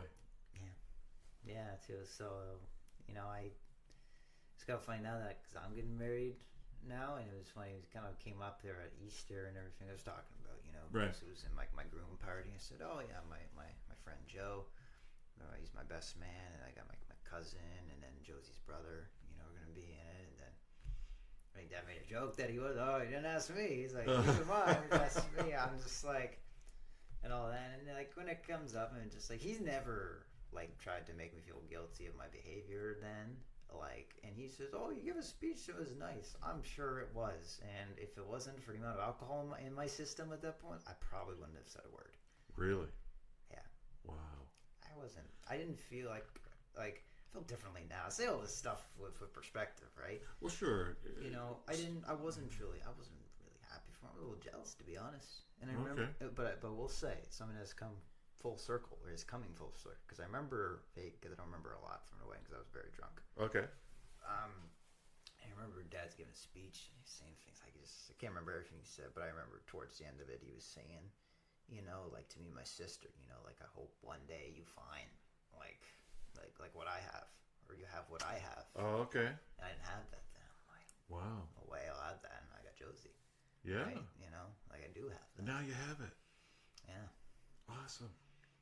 Yeah. Really awesome. You know, so one good thing I took a take from that week, but like I said, like that was a self-destructive time, man. It was like I remember it. So like we were away there for like in Mexico for a week. I think Dad and Marcy, they stayed for I don't know if it was an extra week or an extra half a week or something. There was a little bit, but we went. Me and Mackenzie, my sister, we went back home. Okay. So I was there at the house, and I don't know. Mackenzie was. Don't think she was there, or she might have stayed. No, I think so. This happened a lot because Dad and Marcy, because Marcy's from Sault Ste. Marie, Ontario. Okay. So at Christmas time, she always goes back. Goes back home. And my dad has gone with her for most of their relationship, right? And that's all good, you know. Yeah. But we couldn't always go. Sometimes we felt a little guilty when Mom was here and she was alone, and sometimes we would feel like guilt tripped like into staying. And that's where some of that resentment came from. That's why we grew apart a little bit, me and my mother. And so there's times Mackenzie would just go stay with Mom, right? If Dad was away. But as I got older, I'm like, I'll just stay at the house. I stayed at the house for an extra few days, and I just threw a party. There's a bunch of people over. There was like alcohol everywhere. There's cocaine everywhere. I'm just like drug dealers in the house, and I'm just like out of control. And Is that right? I'm just like, I barely remember. There's people giving me money for like, hey, can I get a line from you? I'm like, giving me, yeah, sure, here you go. I'm like, wow. I really remember. It's all like a blur, like just had one thing after the other, and then we're like. And this happened right after your dad's wedding. Yeah, well, he was still in Mexico. Right, and you had the house to yourself. The house was squeaky clean after that. It was kind of panic, like, oh god, I gotta clean up this mess, man. Done? Like, you know, and like I regret that. You know, I'm like disgracing my father's household. You know. So would you say that the drugs and the alcohol they really had a hold on you at that time? That's putting it lightly. Yeah. Really. Yeah. Intense. They did. There was and I say that was kind of like I don't know if there's like a general tipping off point where I felt like almost like a point of no return. Like I was just, this is the path I was on. That was it. I would say around that time. Right. And then I think I remember, like, there was one, this is kind of silly. There was a movie that came, I think it was that year, 2019. We're still in 2019. Yeah, that's okay. We were flying for the years before. This one, there's a lot that happened in this year, man. We're going to stay here in 2019 that's for, fine, for a little while. That's fine. There's a movie that came out, The Dirt. It was a biopic about Motley Crue. Okay. Everything. Good movie. I love the band Motley Crue. I still listen to them. Even as a Christian, I'll still listen to them and everything. Because there's some songs I'm like, I don't know, I feel a little differently. But I'm just like, both I say, hey, it's a good rock and roll. And I watched it, and there was a lot of sex, drugs, and rock and roll. And I'm like, that looks amazing. I would like that lifestyle. Oh, wow. And this is like 1980s on the Sunset Strip. Like they could get away with straight up murder back then. Yeah. Right? You couldn't do it. You couldn't do that today. No. And everything. And I remember there was like a house party that a bunch of my old high school friends would do. It was like a couple years in a row we did it. And I remember I just brought the big bottle of Jack Daniels with me. I was just drinking it like a baby bottle, just sipping on it all night. A case of beer, a bag, like pot, and then there's cocaine, there's everything. Oh my goodness, man! And I think I was up. We went there. It was probably like sometime in the evening, not late evening, but evening. And then I think I was up until 6 a.m. partying. Wow! It's not the first time that happened. Okay. That happened other times too. Yeah. I would be up all night doing it and everything, and then those were my weekends sometimes. Crazy. But then eventually those weekends became my weekdays. My my after work relaxing time. It's like, I'm gonna unwind. Oh, okay. I'll drink a little bit, a few beers. It's like, maybe I'll smoke a joint before I go to bed. But it's like turns into party on the weekends to then drinking, smoking pot. Right. During the week. Almost you're never really sober. Really. I mean, I keep it together at work as best I can. Right. And then I remember, going for the summer that year, doing all that, and it was getting bad, man. Like, it was just a hole. I was digging my own grave. And I remember September 10th, 2019. Remember the exact date. September 10th, 2019. Okay. Exact date. Not the last time I drank or used. But I remember that was when it hit me. I think I was like, because there was kind of like there was just a time in my life where it's just like I had no control. I realized I had no control. Like I lost all control. Like if I picked up one drink, took one line, puffed one joint, I have no idea where that's going to take me. So once you started that, there's all kinds of stories. It was going down from there. Like there's more stories to tell, but I mean, I think I probably painted a good picture. Like I remember, I had, at that point there was like blackouts. Yeah. I'd wake up and I'm like, what happened, and everything. And so you're coming to the realization that this is really getting serious now. Exactly, a major problem, right? I didn't know what to do. Couldn't do it. I was ashamed. I was embarrassed. I was just afraid. I feel like I couldn't tell anybody. Like there was, I was tormented by something. Okay. That's what I believe. That's the way it felt. That you were being tormented. Yeah. Wow. I wouldn't have used the word I was being tormented by something back then, but okay, now I know I was being tormented. Okay. By the enemy. What made you, when you look at it back now, what made you think, okay, I can put a label on this in its torment? How can you? Well, I say right around that time. Remember when I said like it was just at a certain point in that year, it just started to go down. Like there was a moment where it's like there's no reason for me to stay sober. Wow. Which I can just do. I'm just gonna do this. I can hide it well enough. Like there was times I'm like hiding the drugs in my room. I'm in my room doing blow all night, drinking, getting so drunk. I think there was a hurricane around that time that year. 2019, yes. I don't know what. Early September. I can't remember which one. I don't remember what the name of it was. Yeah. That was 5 years ago. So. Yeah. So I remember I haven't that one. I remember. Do you remember when the crane went down in Halifax? Yes. It was that one. What was that one? It was that one. It was that year. I remember that specifically. Okay. So I remember that night, September 10th. So that was the last. So I got sober on that, like that. That was the last night. Like I said, day after or whatever. But like that was the last night of drinking. I just had like I think I might have even been crying out to God, man. I think I was crying out to God and saying, like, really? God, please help me. Like get me out of this hole. I don't know what I can't stop. Like I can't stop. Can't stop. I would repeat that. Like, and then I remember, and this is one of the things I feel like God was revealing Himself to me. So I remember I'm in my room this whole time. Right. Got like bottles of whiskey, everything. Like you had it all. I'm a you had it all there. Everything point. was there. I'm just a crazy person at this point. Okay. Crazy alcoholic. Right.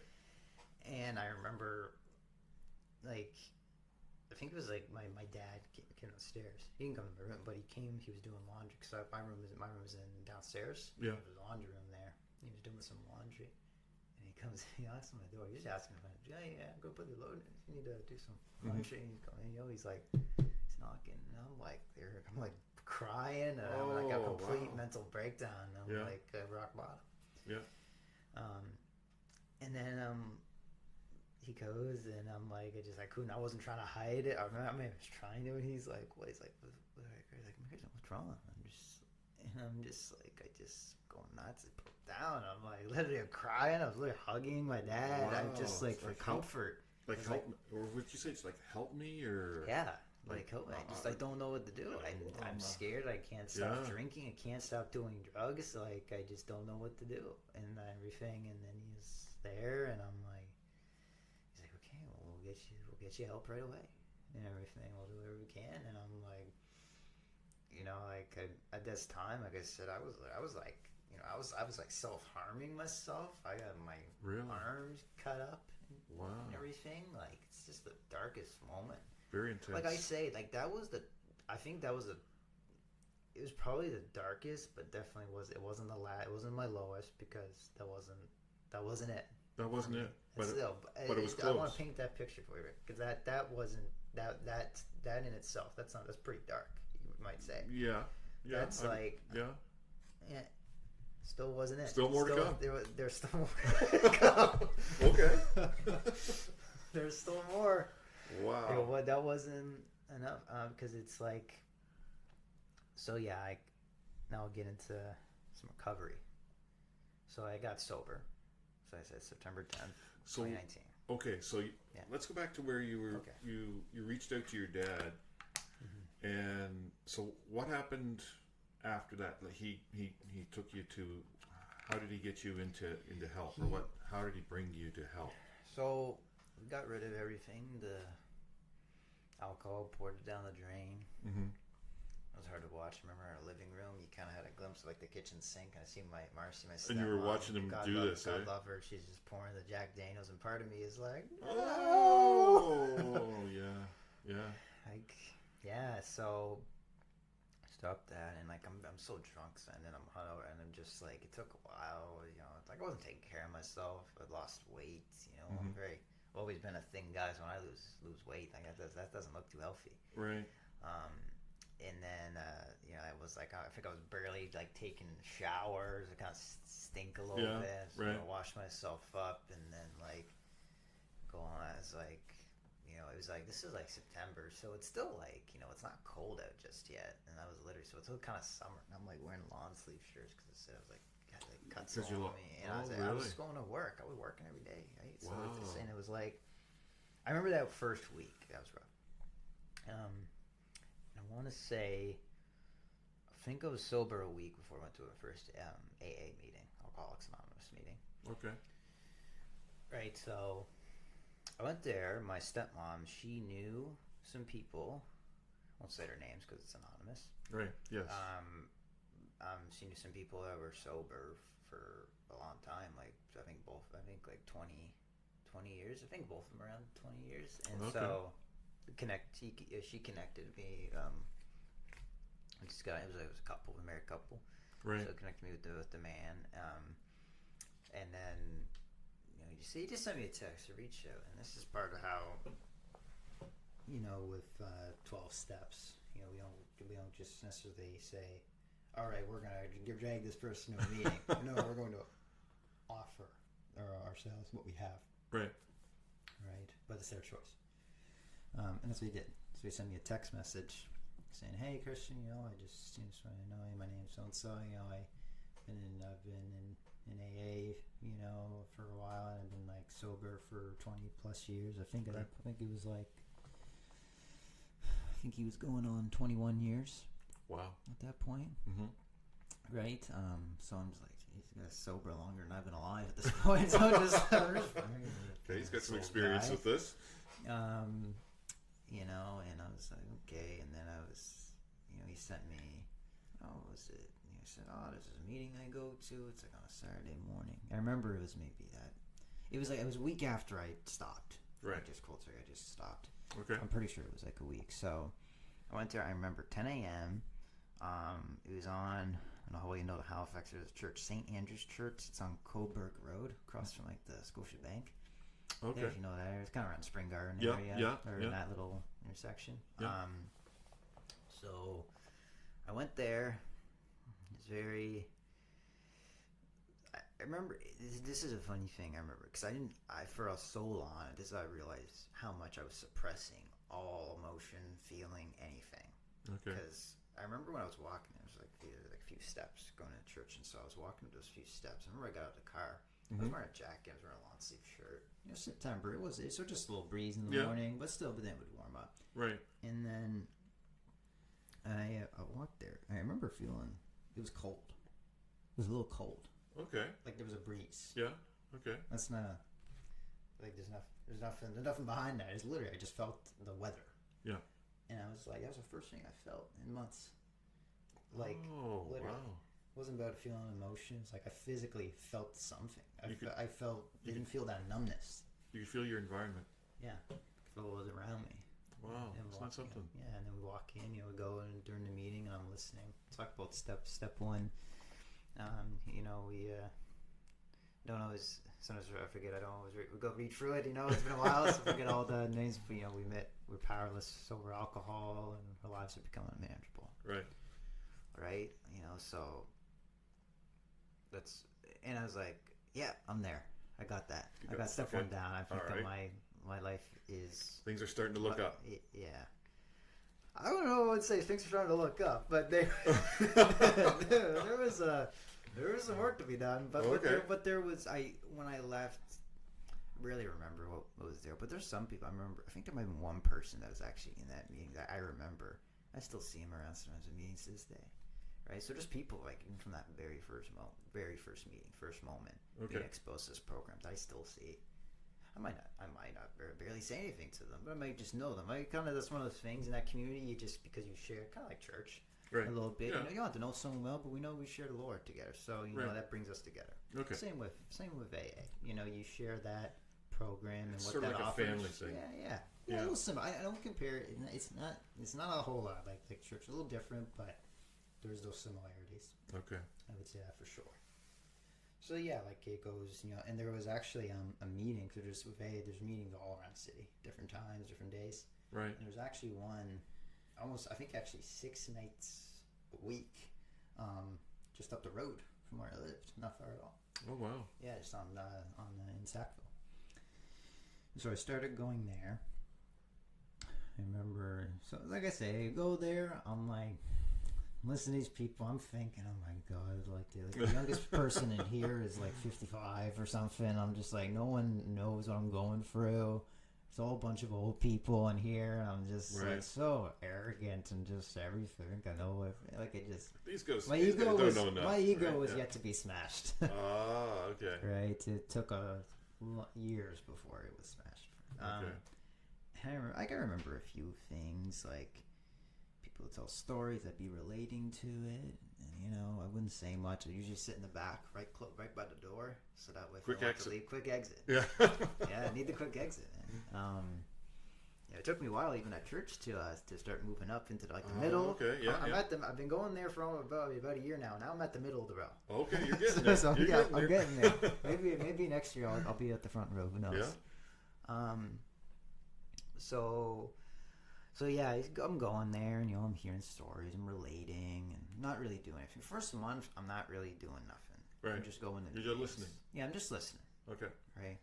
And then I'm like, okay, I'm listening, but it's like I'm sober and it's good. I'm getting it's a little it's healthier, but it's like nothing's like I'm not doing any. I haven't changed anything. So you're not going down. Mm-hmm. You're more or less. You're going on. Yeah, I'm kind of almost like just stay almost like a little flat land. There's a little flat space here. Yeah, which is good. Good place to start. Yeah. So there's this guy. He had asked him like to sponsor me. So sponsor in AA just someone. It's not like a paid sponsor. Right. It's just someone for free, and it's just they just help you walk you through the steps and just there for you.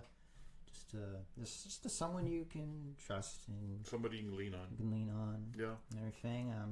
So he helped me, for a while, first year. So and I will say, like I guess I could go for all kinds of things. That first year, it was a lot of just going to meetings, learning, going through some steps. I don't feel like it was as thorough as I needed to be. So I think there was a lot missing. I needed to go deeper into myself. Okay. And go into the things that bothered me. Right. Because a big thing where a lot of people get stuck in the program is what's called step 4. We take a fearless moral inventory of ourselves. Okay. Right, and then step 5, we were. I'm embarrassed. I forget all. I used to be able to just quote them off my head. But anyways, I see you got the AA book done there too. Yes. But I was like, but basically, step 5, because at first you just write it down. You haven't revealed it to the world or anyone. Not even God. Well, I say not even God. God knows, but He already knows. But you reveal it to yourself, or not to yourself, to like a sponsor, someone, and to God. You hand it over to God as well, and then you say, "Am I ready? Here's everything I've done. Here's all the mistakes I've made. Here's all the resentments I have. Here's like trauma I've experienced or anything like stuff like that." Then you ask yourself, we're in like step 6, we're entirely ready to have these defects removed, right? And then 7, humbly asked him, God, to remove them. Cool. Right. So 6 is very important. I think it's very short, especially in the big book. It's very short. Mm-hmm. A lot of people they kind of skim past it. Right. Sometimes I certainly did for quite a while. Because you're actually asking, it's like, oh, I have all these things, I've written them down, I've told, I was like, say, if you were my sponsor, I tell you, I tell God, right, and everything. But I decide, okay, am I actually gonna let that go? Am I gonna hold on to that, and am I gonna try and stay sober? But I'm still gonna hold on to a few things, even if it's just one, even if it's small. You still want to hold on to something, eh? That one thing could be the difference between staying sober or not. Okay. Yeah. Wow. It was for me, I think. Okay. Right, so I will say during the first year of sobriety, because I stayed sober for about 18 months. Yeah. In the first 3 months, I didn't know then, but I met my future wife. Oh, actually. Okay. That's how we met. Okay. Through the program. Cool. Right, and I remember I didn't I didn't think, but I don't think we started talking right away. I connected right away. Mm-hmm. But I knew there was a few younger people around like I said, just closer to my age. I was still the youngest. Sometimes I'm still there. I think I'm only getting to the age now where sometimes I'm not actually the youngest at every meeting. It'll come. It'll come. Yeah. And there was someone who's like, a friend of mine. Yeah, she's coming to a meeting. She wants to check things out and everything. And I think she was getting dropped off. She might have taken a cab or something, but I didn't really see her. I didn't see Josie. So but I'm inside, and I'm trying to think. She might have been kind of where the room is, and I'm trying to get your perspective. It might have been I might have been over here. Yeah. And then she's over here, and I just kind of looked in. There's a table where people chair the meetings. It's kind of right there. So I'm kind of looking at them, and I just kind of look over. I just see her and everything. I'm like, okay. And say, get anything of her and everything. Love you, Josie. And then I think maybe when she was coming around a little, maybe after a month, we kind of started to get a little connected. Sure. A little friendly, and just start talking a little bit. Yeah. We used to do a thing actually at the group we went to on Sundays. We go to there's Tom's, it's a restaurant Okay. in Sackville. We Yeah. go there for like brunch or something. Mm-hmm. One time she went. She says that she always talks about this. This is like one of the first things she remembers me saying to her. Oh, okay. It was because she was like, "Hey, could I?" He's like, one of her friends was like, "It's like, hey, can I catch a ride with you?" I'm like, "Yeah, sure." He's like, and she's like, "Oh, hey, do you think I could tag along with you guys too?" And I just joke around saying, "No, I'll take him, but I think you can walk." First thing I said to my future wife. Wow. It's like, I'm not driving, you walk. Okay. And then I was like, joking, hop in. Okay. Yeah, and then I remember sitting there. I was sitting across from her, kind of like, and we're probably as close like as me and you are now, right? Okay. Just at the table, and Yeah. And I remember we're talking and everything. I'm looking at her, and it was. I say back then it's probably more of a lust thing. It's like, oh, she's looking pretty good, but I'm just like, I look now. It's, Okay. you know, like 5 years, right? I've known her, you know, and I'm like, I've definitely loved her since the day I laid eyes on her. There you go. You know, like I don't always admit that, but that's when you think about it. When I think about it, I know I've loved her since she says, like, I didn't think like, oh, I'm gonna marry this girl or something when I first saw. Like, I wasn't thinking like that. No. I knew there was something there, but now I realized it was love. Okay. So that's how I describe it. I didn't know that was love that I felt, but now that I realized that it was love, I say I've loved her since I laid eyes on her. Yeah. And she was like, "Oh, I knew we were gonna end up together." Wow. I'm like, "No way!" Wow. I was like, "BS! You didn't know we were gonna end up together." And I'm just like, well, look at her. She kind of called that one. Mm-hmm. She sure did, didn't she? Yeah. Yeah. That's right. So yeah. There's been quite a right ride. There's like a lot going, like as far as like recovery, my journey in sobriety, and with Josie. Like, there's so much there. Everything. Trying to think. So yeah. So kind of in that first year of sobriety, right? Mm-hmm. And like, so me and Josie was kind of almost my lifeline, because she was like, I had her, like we had each other. Okay. Right? And we were friends. Like, I will say this, like, our relationship was built on a good friendship. Cool. Right? Yeah. Good. And I'm glad that it was. And so during that first year, about 6 months into my sobriety, COVID happened. Oh boy. Yeah. There's another. Here you go. Oh, God. Yeah, have fun. Oh, here we go. Yeah. We won't go down that rabbit hole. Okay. Try to avoid that where I can. But we'll save that for another time. Yeah, that's a different podcast. Yeah.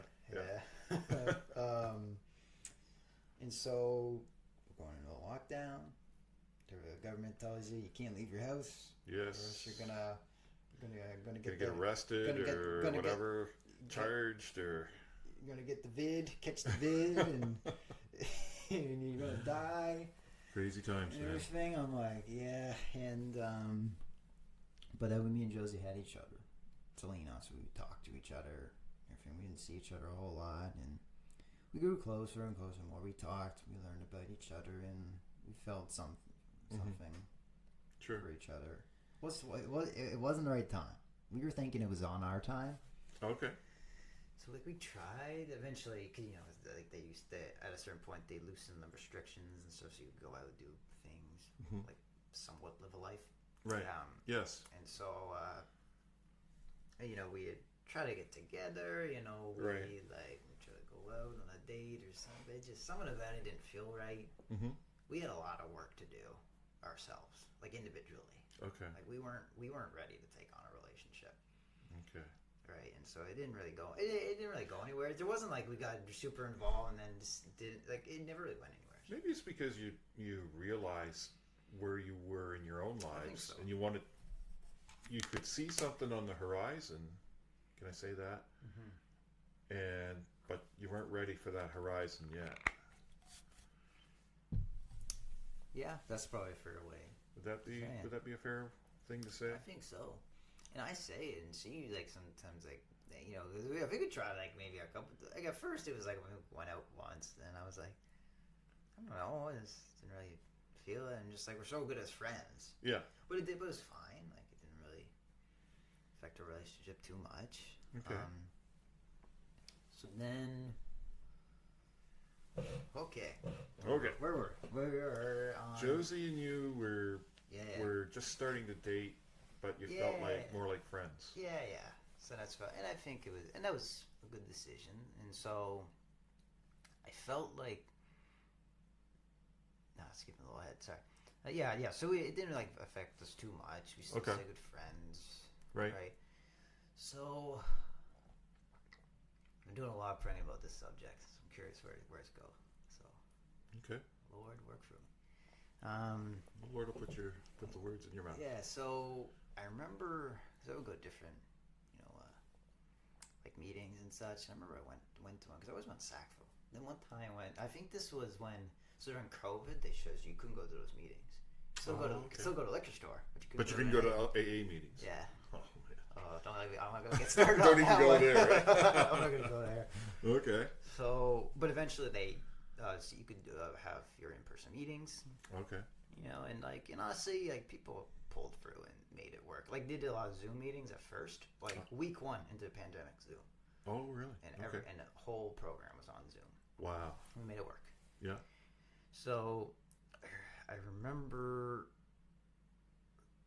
I went to this meeting. It was in Halifax. It was kind of around the Armdale Rotary. Yeah. Around there. I never went there before, but I was just finding oh. I used to say, I don't know. I still feel the same, but if it's like, I feel like, maybe God told me to go to that meeting. Because there was two. There was two in Halifax right at the same time. It was like this one or that one. I'm like, whatever. I'll go to this one. Okay. And I was like, and I will say at this point, because there's a lot of, God's in the program, right? It's a spiritual program, right? Right. I didn't feel like, I said God, like, I didn't feel like I had God in the sense of, like, oh, yeah, I'm going to surrender my life to Jesus Christ. And no, because there was a lot of talk, a lot of people, because I remember there were some people that were, it's like, my God is Jesus Christ, but it's like, it would kind of try to steer you away from specifically saying like if it's like a religion, because it's not and I get it, it's not a religious program. No, it's more spiritual. And it's like, and if your higher power is Jesus, or if it's like Buddha or Allah, Krishna, whatever the heck it is, and I'm just like, that was fine. No one's gonna, but it's not like it. But it wasn't a religious program. I just want to make that clear. So I didn't have where my faith is today with Jesus. Like it was nowhere close. So you can see. I might say God, but okay. Not, so can we say that you can see the difference between the God of AA and the God of the world of the church, or a God of the universe? Yeah. Can you for sure. And like some people would say, like it was because you can't worship like because it just like says kind of in Old Testament, it's like you don't make any idols of anyone or anything. Mm-hmm. And we've done that, and we know what God thinks of that. Yes, we don't like that. Yeah. So I might say God, but maybe it's like this because I know in the Big Book it says something about the spirit of the universe. So maybe it's like at one point it's like, oh, the spirit of the universe. I mean, now I feel silly because now I realize what the spirit of the universe is. Now God you know. I know who that is now. Yeah. Actually, no, I know. I actually know him. I met him. We talk every now and then. So that's why I said, oh, maybe God told me, put me in this position. I'll go to this meeting instead of that meeting. Maybe that's one of the things I'm still trying to work out. So anyways, I'm there, and there was this group of people. I was there, so I was still kind of new, kind of shy. Back then I smoked cigarettes a lot, because I couldn't drink or do drugs, so I was smoking cigarettes. Oh, okay. Like I started smoking cigarettes when I was in high school. Right. I haven't smoked in over 2 years, though. Actually, cool. which is good. And so I'm there, get out of my car. There's a little group of people. I don't know them. I don't know anyone there, different group. So I get in my car, and I'm just kind of antisocial, smoking my cigarette by my car. And then this guy says, "Come on over here, guys. Come on, we won't bite. It's all," because I didn't know. It's like, oh, is that the right place? And I'm just around there, and I'm just like talking with them. I didn't really know them. I just I shake my hands. Oh, hey, how you doing? And they're introduced. I'm Christian, And we go in, and there was this guy that happened to be talking to who was speaking. So we have speaker meetings. Okay. So he was sharing his story and everything, and I felt I was relating to a lot. And he was talking about different stuff and everything. He talked to, oh yeah, he came in when he was young, like 19 or 20, and so I'm like, oh well, so this guy, I'm immediately relating to this guy. Yeah. And everything. And then like afterwards we're talking, I'm really relating to. He's big on like getting into the book, the solution, and like, before I was just hearing. Wow. Just a bunch of drinking stories, and just not like a lot of solution.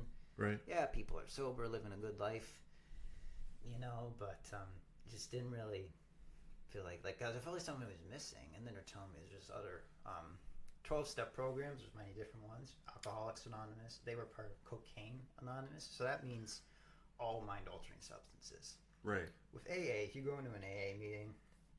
I will say, because again, I keep forgetting this is like public, so it's like, if I say anything about Alcoholics Anonymous that someone disagrees with, it's just my personal experience. It's not a reflection of the program. It's as a whole. Right. So that's what I want to... So you're not knocking AA as a whole. So if the haters want to get on there and say that I'm bashing a program that saves lives, then that's not true. It saved my life. Okay. So I start... going, because it's still like Zoom meetings, so I started attending these Zoom meetings for CA, Cocaine Anonymous. Okay. And all of that, and then we're just talking. So I'm kind of meeting these people virtually, right. And then eventually when they started doing in-person meetings at a meeting, I was out in Tantallon. Okay. Tantallon. Eventually I go there and I'm connecting with some people, meeting a guy who ended up being my sponsor. I met him there. Wow. And everything, he's a really good guy. So it was a younger crowd, so around my age and all that. And I remember, so this guy I met, he was there, and so still trying to figure out how I'm gonna say this like this. So, dude, you don't know how much I've been praying about this, like to just care, like the words I might use. Okay. There's some resentment. Okay. Right. So, fair enough. So I want to make sure I say just some facts and not get too much how I feel. Like I don't want to get into the anger side of it. You don't want to get into the emotional side of it. Just the anger. Just you have to get into the emotional side. I feel it right now. But okay. So this guy. So still sober at this point. I'm just talking to this guy. I think I was over. So like I've met him in person and everything and all that, and I remember talking. So this guy is like very openly gay man. Okay. Right. So I remember a certain point I'm trying to think. So this is like towards the fall. I remember there's this guy, and I will not use his name just for reasons. Like it's an anonymous. Before the program is anonymous, I wouldn't use it for that reason alone, but just for other reasons. And so I remember talking because I remember in the height of my addiction. This is part where I said I felt I was tormented by something. Interesting. Yes. And so this guy, openly gay man, we're talking. I'm telling him my story about things and maybe thoughts you have. And I'm like, there's thoughts I'm having when I'm like freaking having a bag of cocaine and a whiskey bottle. I mean, like maybe they're like not real and everything. Mm-hmm. It's like homosexual thoughts. Mm-hmm. Right. And he was like, I didn't think there was any motive here. And so he was telling me like what kind of what are you thinking and everything. I'm just telling him these things. I'm not gonna go into all that, but because I realized what was happening at that stage in my life. Sure. Being tormented by something. Gotcha. And I remember him just listening. It's like, I'm just telling him things. I was glad I could just say it. I could just release. Here's some things that I feel weird talking about it. I said, I kind of trust you. You seem pretty open with who you are.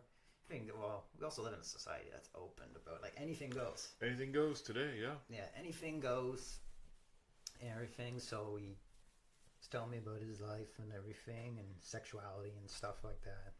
And then he made a suggestion that if I if you ever wanted to experiment with someone you don't want to feel safe, I'd totally be into that, right? So maybe it's like a sexual offer to me. And keep in mind, this guy's like half my age, right? Okay. Like older than my dad. Okay. Wow. And the reason I say that, I should have led with this, but I don't think anyone, maybe a young man, shouldn't underestimate how naive he may be when he doesn't maybe like his own father very much. Because at that point there was a bit of a rift between you and your dad. Me and my dad. Okay. I feel like I liked my dad very much. I didn't always feel like I was supported. Right. I realize how wrong I was about that now, looking at it, but okay, it's just the emotion, what I felt and what I was going through. It was Sure. a tough time in my life.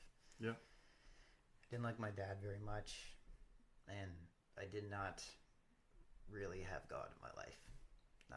Not the way I wish I did. Not the way you do now. Not the way I do now. Okay. So you don't have a much higher God, like as your moral compass, and you don't get along with your own father. You're going to look for a father figure in the wrong places. Right. That's right. Maybe not. I shouldn't say not. It's like always. It will always be in the wrong places. No, sometimes.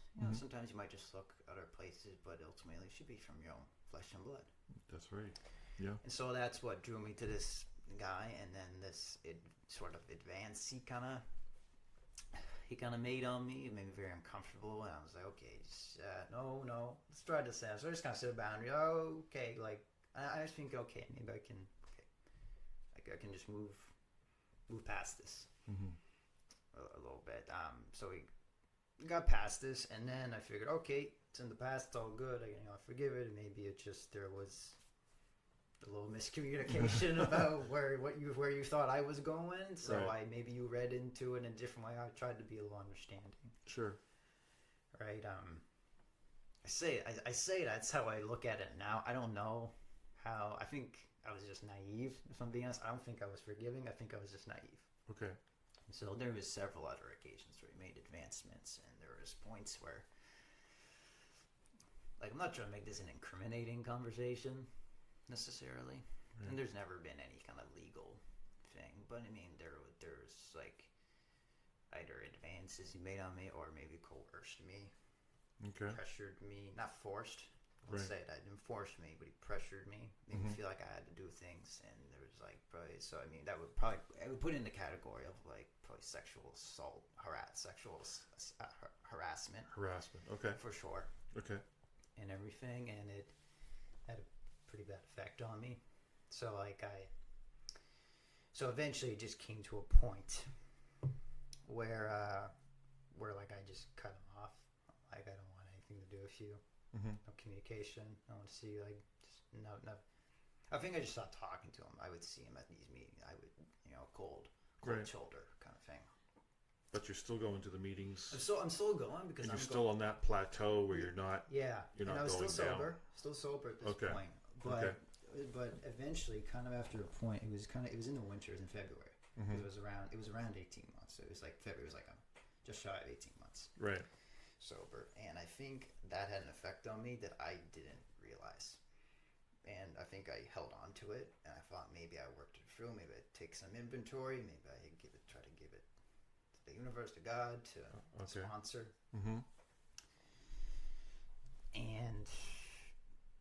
but I guess I didn't, and then I drank. I literally. So you went back to the bottle again. Okay. I had a 1 year chip, and then I had a bottle of booze in the other hand, and I took a sip of the booze, and I took the chip and I threw it in the trash. So would you say that was what you were talking about earlier, where you were going along on this plateau after you had reached out to your dad, and now you're heading down again? Yeah. Okay. And that was very short. It was like 2 days. I think my parents were out of town. And I just got really drunk. Right. Over like 2 days. Like, not proud to say it, I was drinking and driving a little bit. Okay. Look, I didn't get pulled over. I mean, look, I didn't kill someone or myself.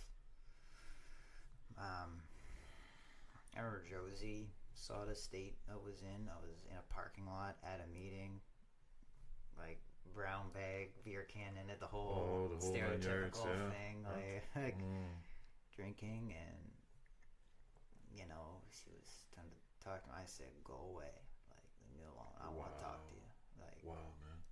That was dark. That was a dark, because I knew what it felt like. There's a saying in AA. It's called, "There's nothing worse than a head full of AA and a belly full of booze." Oh, okay. Because then you know it kills your buzz, man. Like it really kills your buzz. So it's like, it made everything worse, because now I know all these things. Like, I'm learning more about addiction. I kind of know the signs. Like, I know the mental, spiritual, the physical effects. Right. And I'm putting myself through it again. So it's worse. Wow. Right? So, and so I got sober. And Rick, it was still not the last. It was still not the last time. So we got another step to go down. We got another step to go down. Wow. Okay. Yeah, so I had... Yeah, I feel like around this time, me and Josie were kind of like... I don't know what it was. I think it was more of a spiritual problem within me. Mm-hmm. And we were kind of growing apart a little bit, and I was kind of getting that little... Some of that anger, that self-destruct, like, I don't need you. I don't need anything. I don't need anyone. Like... It took me a while to kind of try and get on the path and doing good. And I had said, so I'm like, I can't believe I threw 18 months. I threw that out the window. So I said, we'll never do that again. Mm-hmm. And everything. And I don't know. It was like early July that year. So this is like this is 3 years ago. So this is 2022 or 2021. I'm sorry, 2021. And so, I don't know what it was. There was something, like I was living on my own. I had a roommate, but I moved out at this point. So my own. I was working for a painting company, for really good employers that, I'll get into that later. They're very important people in my life at that stage. Right. They were very supportive when I got sober, like for by the grace of God, the last time. But yeah, I'll go into that a little later. I don't remember. This is the one thing that baffles me, and this shows me how sick that I was. The disease, the addiction is a disease, because it's like I don't know how I got to that point where it was like I think life was good, I was I was like kind of healthy physically. I was doing a lot of running, I was physically doing okay, and mentally I was feeling better. And I don't know, maybe I just still was holding on. So I think it was that experience, because that was a traumatic experience. Yes. What that man put me through. Yeah. And I just feel like I didn't let it go, and I couldn't move past it. And I literally tried. And at one point, it was actually addressed, like with him. Like I was talking to him in face to face. I was talking to him and about this, and I thought it was addressed, and it felt like he kind of got it and kind of brushed some things under the rug a bit. So it was like there wasn't. So would you say he definitely took advantage of the trust? Oh, he took advantage of me, and people warned me about him. Said, yeah, he has a history of preying on young men. Wow. Yeah. So it was like, it's something I tell very few people. Josie knows all this. Okay. Sponsor that knows all this. I recently told my sister about it. Okay. This was like a week ago. Wow. I did not think I was going to tell her. Wow. Because I was telling her about this podcast with you, and I was saying, like, I don't know, there's something like, I was making jokes. Make sure I don't get this guy canceled or something like that. I'm going to be careful how I say this. Yeah. That's why I said I'm praying. I've been praying so much about that topic. Like because I'm like this. If I let the anger get out, like I'm worried. I'm just like the things I might say about it. Okay. Like maybe I might use harsh language, and I don't want to use harsh language. Got it. And do all that. Yeah. Yeah. So far, we're winning. I look like a victim, so we're winning. Yes, yeah. you're getting the story across for sure, definitely. Yeah. But yeah, so like I said, so again, it was like early July, and I don't know what I'm gonna be sitting here. I'm trying to think. I don't know why I relapsed again. Like I can't think. I don't know. Maybe there was something subconscious in there, like, and I just felt like maybe I remember it was maybe very short, maybe a week before I did. I do remember this. I felt very disconnected from that group of sober people. I didn't feel like I belonged. I felt like a little bit of an outsider. Okay. I didn't think I was doing enough. You know, like I'm struggling because there's a thing you do and you make amends to people you harmed. I felt like I barely ever made amends. I made a lot of living amends. I've made some direct amends to some people. Right. You know, I mean, like the living amends I've had to make to my father.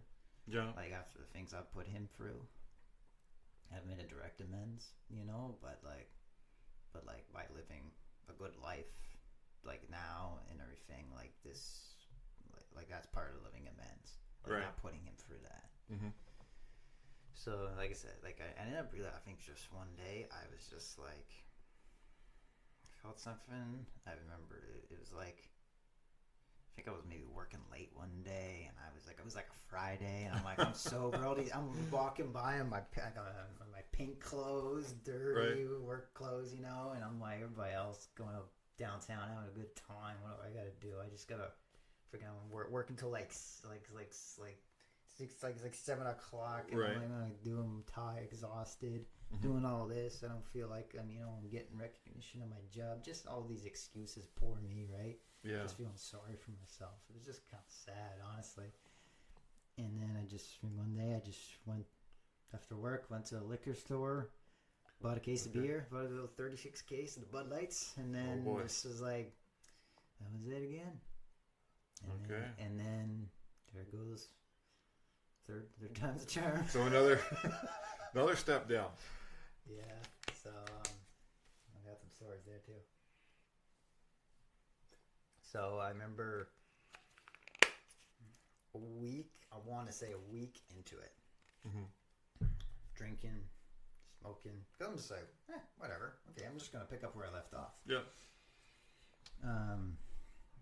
And I remember I was like drinking like bottle of booze or something on there, and I'm just drunk. I was like really drunk, and I think I was like cooking something in the oven and everything, and so I put on. This is like late at night, and I go to bed. I was like laying in my bed. I probably smoked some weed, and I fell asleep. And put something in the oven. I think I fell asleep for like 3 hours. Okay. And I wake up, and there's a firefighter standing right over me. Oh wow! Because my apartment's filled with smoke. Yeah, the fire alarm's going off. And if they didn't, I mean, God bless firefighter, saved my life. Yeah. Because I would have died. Wow. Like all the smoke, like I would have suffocated. Yeah. And he woke me up, and then I was like, I thought it was a dream at first, and then it was just like, I'm like, I'm gonna come into. I'm like, whoa, what's going on? Who are you? Like, what? I'm like, oh man, sorry, man. Like, I was just kind of. Yeah. They took me outside and one thing, and I'm like, I was just so embarrassed. Like nothing like that ever happened.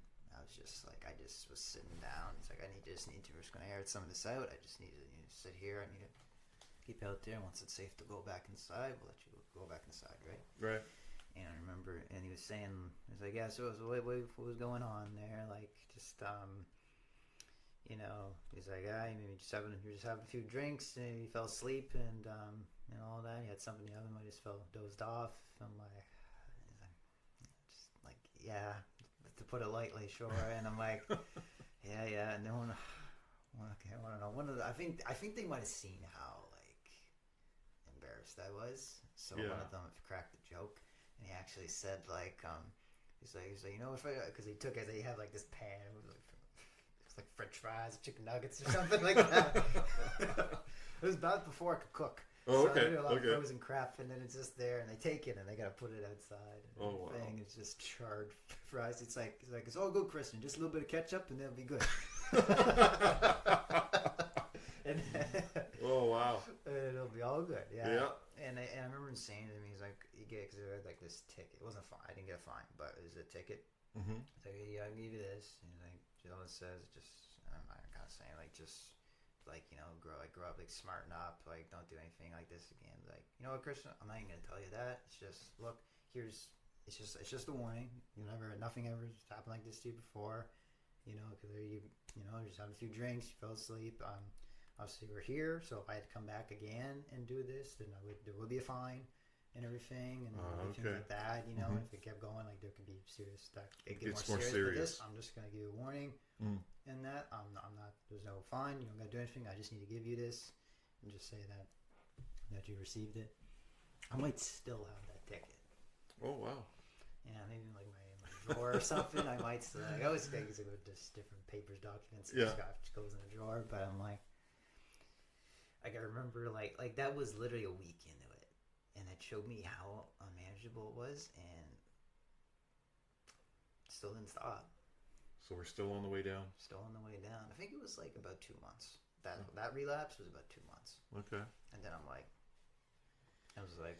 okay, so I won't do that. You know, okay, well, so no French fries in the oven when you're getting absolutely smashed. Right.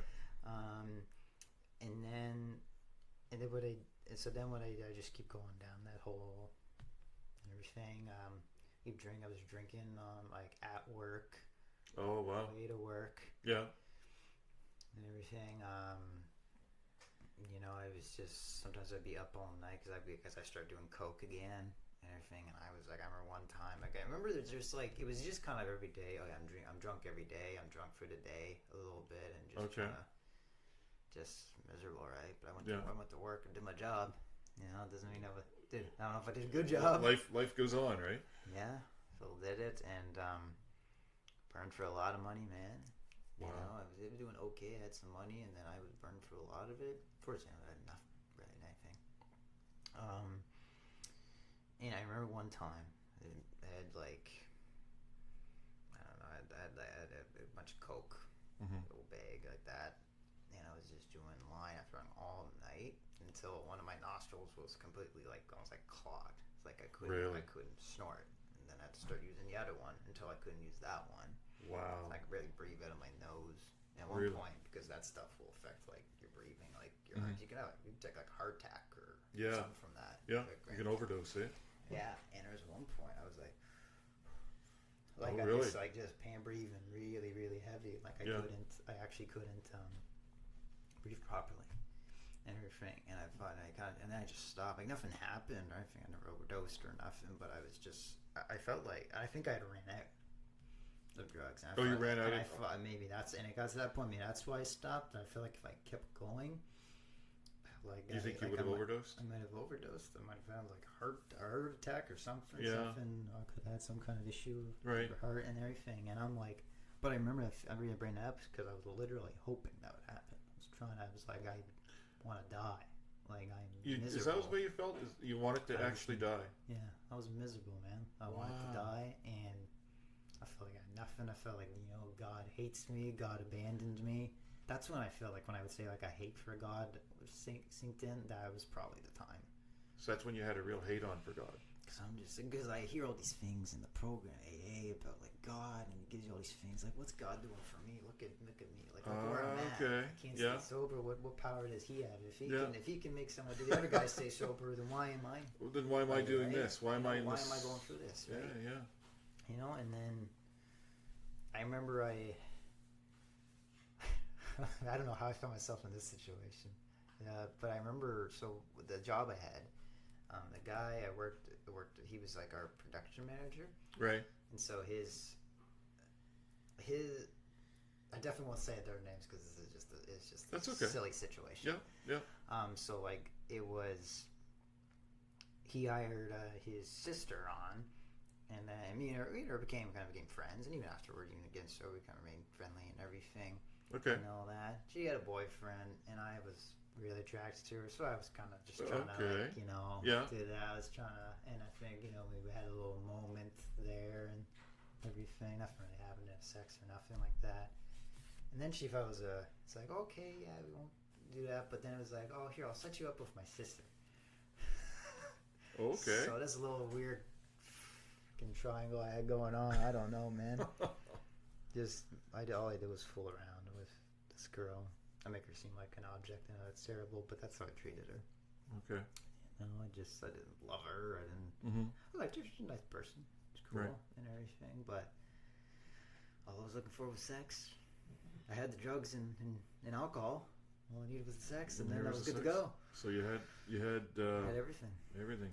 Yeah. And then eventually she like it was like the company I was with. We had like a little party with the staff, and we were at the Old Triangle downtown. Yes. And then I was driving some drinks. I was just gonna stay for a little while, and I was gonna go hang out with this girl and everything. And then it was like, and then I think I just lost track of time. I was having way too many drinks. I was drunk, and then she was like pissed and everything. Like, come on, you said you were gonna do this, and you just blow me off to go drink. Oh, you're going. You literally said you were not gonna do that. Yeah. Like, I make it seem that this was not a long thing. This is like maybe hanging with this girl for a month, and I'm just like, but I realized it was like, and I'm very different when it comes to that, because it was like I made a commitment. I said, okay, yeah, here's my plan. I'll do this for this amount of time, and then I'll come back. We'll do something, hang out. Right. So I made a commitment, and I broke it. So my integrity went out the window. And I'm big on integrity now. Right. So when I say I commit to something, I'm gonna. You're a man of your word. I'm a man of my word. My word means something. I always try to tell people that. It's like, I'm a man of my word. If I say I'm going to do something, I'm going to do it. Even if halfway through I decide I don't. What am I? What did I do that for? Yeah, I don't want to do this anymore. And then I'm like, you know what? Sucks to suck. Does that make you think a little more now? It's like, okay, I need to think about this before I commit to it. Yeah, I try to be a little more strategic. I'm a very capable guy, so like I know I'm capable of quite a lot. So I take on a lot of opportunity when I can. Yeah, but I don't try to make an irrational decision. I do try to make a calculated decision. Okay. But anyway, so this girl, because this is what I call rock bottom. This is what I call rock bottom's basement. Okay, so we've reached the lower This is the last level. time. God, by the grace of God, this is the last time I've gone sober. We've reached the basement floor. Yes, we've reached the basement floor. Oh boy, here we go. I heard that actually in a show. I was watching a show, and there was a girl, and she was a drug addict. Yeah. And she talks about hitting rock bottom. That's the thing you hear about addicts they get sober. I hit rock bottom, and then I got sober and everything. And this girl says in this show, she's like, I didn't know rock bottom had a basement. And I heard that, and I'm like, oh, wow, I'm gonna use that. Yeah, yeah. So I remember I was walking down the street, and so I kept this girl. I'm just coming up with lie after lie, pretty much the whole time I'm fooling around with her and everything, and I'm just like, because I'm still doing all this like big cocaine, and drinking, and really drunk, and just pretending that it's not an issue and hiding it, right? And so I pick up the phone, and she's pissed. Here, can I just call you? Here, I'll explain everything, because I'm just like, I'll call. Don't worry, I'll sit your mind at ease. So I call her up, and I'm like, speechless. I had nothing to say. Oh, wow. I didn't have a lie. It's like I ran out of lies. I couldn't hide it anymore. Wow. I didn't know how. Yeah, yeah. And then I was like, I kind of just broke down a little bit. Okay. And then just like, look, I'm an alcoholic. I'm a drug addict. Yeah. I need to get some help, and like it's been a problem for a while. It's like I'm gonna start going back to the meetings. I'm gonna so straightened out. Yeah. And then she wasn't having it. They didn't go anywhere, right? I mean, eventually she was just like, yeah, I'm not dealing with this, and and for a good reason. Yeah. She wasn't like, she didn't have anything to commit to. Like she didn't have she didn't owe me anything. Right. I was hurt that it didn't, because I was around that time. You feel a lot of emotions. Every emotion you feel is dialed up to like 11 during that time. Because you got the drugs and the alcohol. Yeah, you got detox out of everything, all that. Right. So I stopped, and I remember like that moment, very significant. There's a few moments in life that I know are very significant. Mm-hmm. And I remember like saying like, it's almost like God, that game, one of those moments like, God, please help me. Where are you? Yeah, I was like, where are you? And like, I just, it's weird. I felt something come over me in that moment. Not really? Like a day later, a week later, in that moment. Like right at that instant. Like I just felt like I needed to start going back. I was calling this phone, just trying to call. It's going like to look for help, and I'm like, just start going back. And it's like, and I just was crying and was walking downtown Halifax, walking down the street. I had my car parked there, but I was drunk, so I wasn't gonna drive. Right. I got pulled over or something, get a DUI and lose my license. Yeah. So I walked all the way home. And I was like, kind of, I got downtown Halifax. I'm kind of over here, North End House. It wasn't like a short walk. Okay. It wasn't too long, but it took a while. And I was wearing like kind of like a nice shoes. So I wasn't wearing sneakers, so it got hurt. Okay. And I just kind of, but I remember on that street, and I'm just like looking like up, and like called out to God, and I'm just like, please, like just help me, like I can't do this anymore. And then I just kind of, I just like back the tears and just start walking. Wow.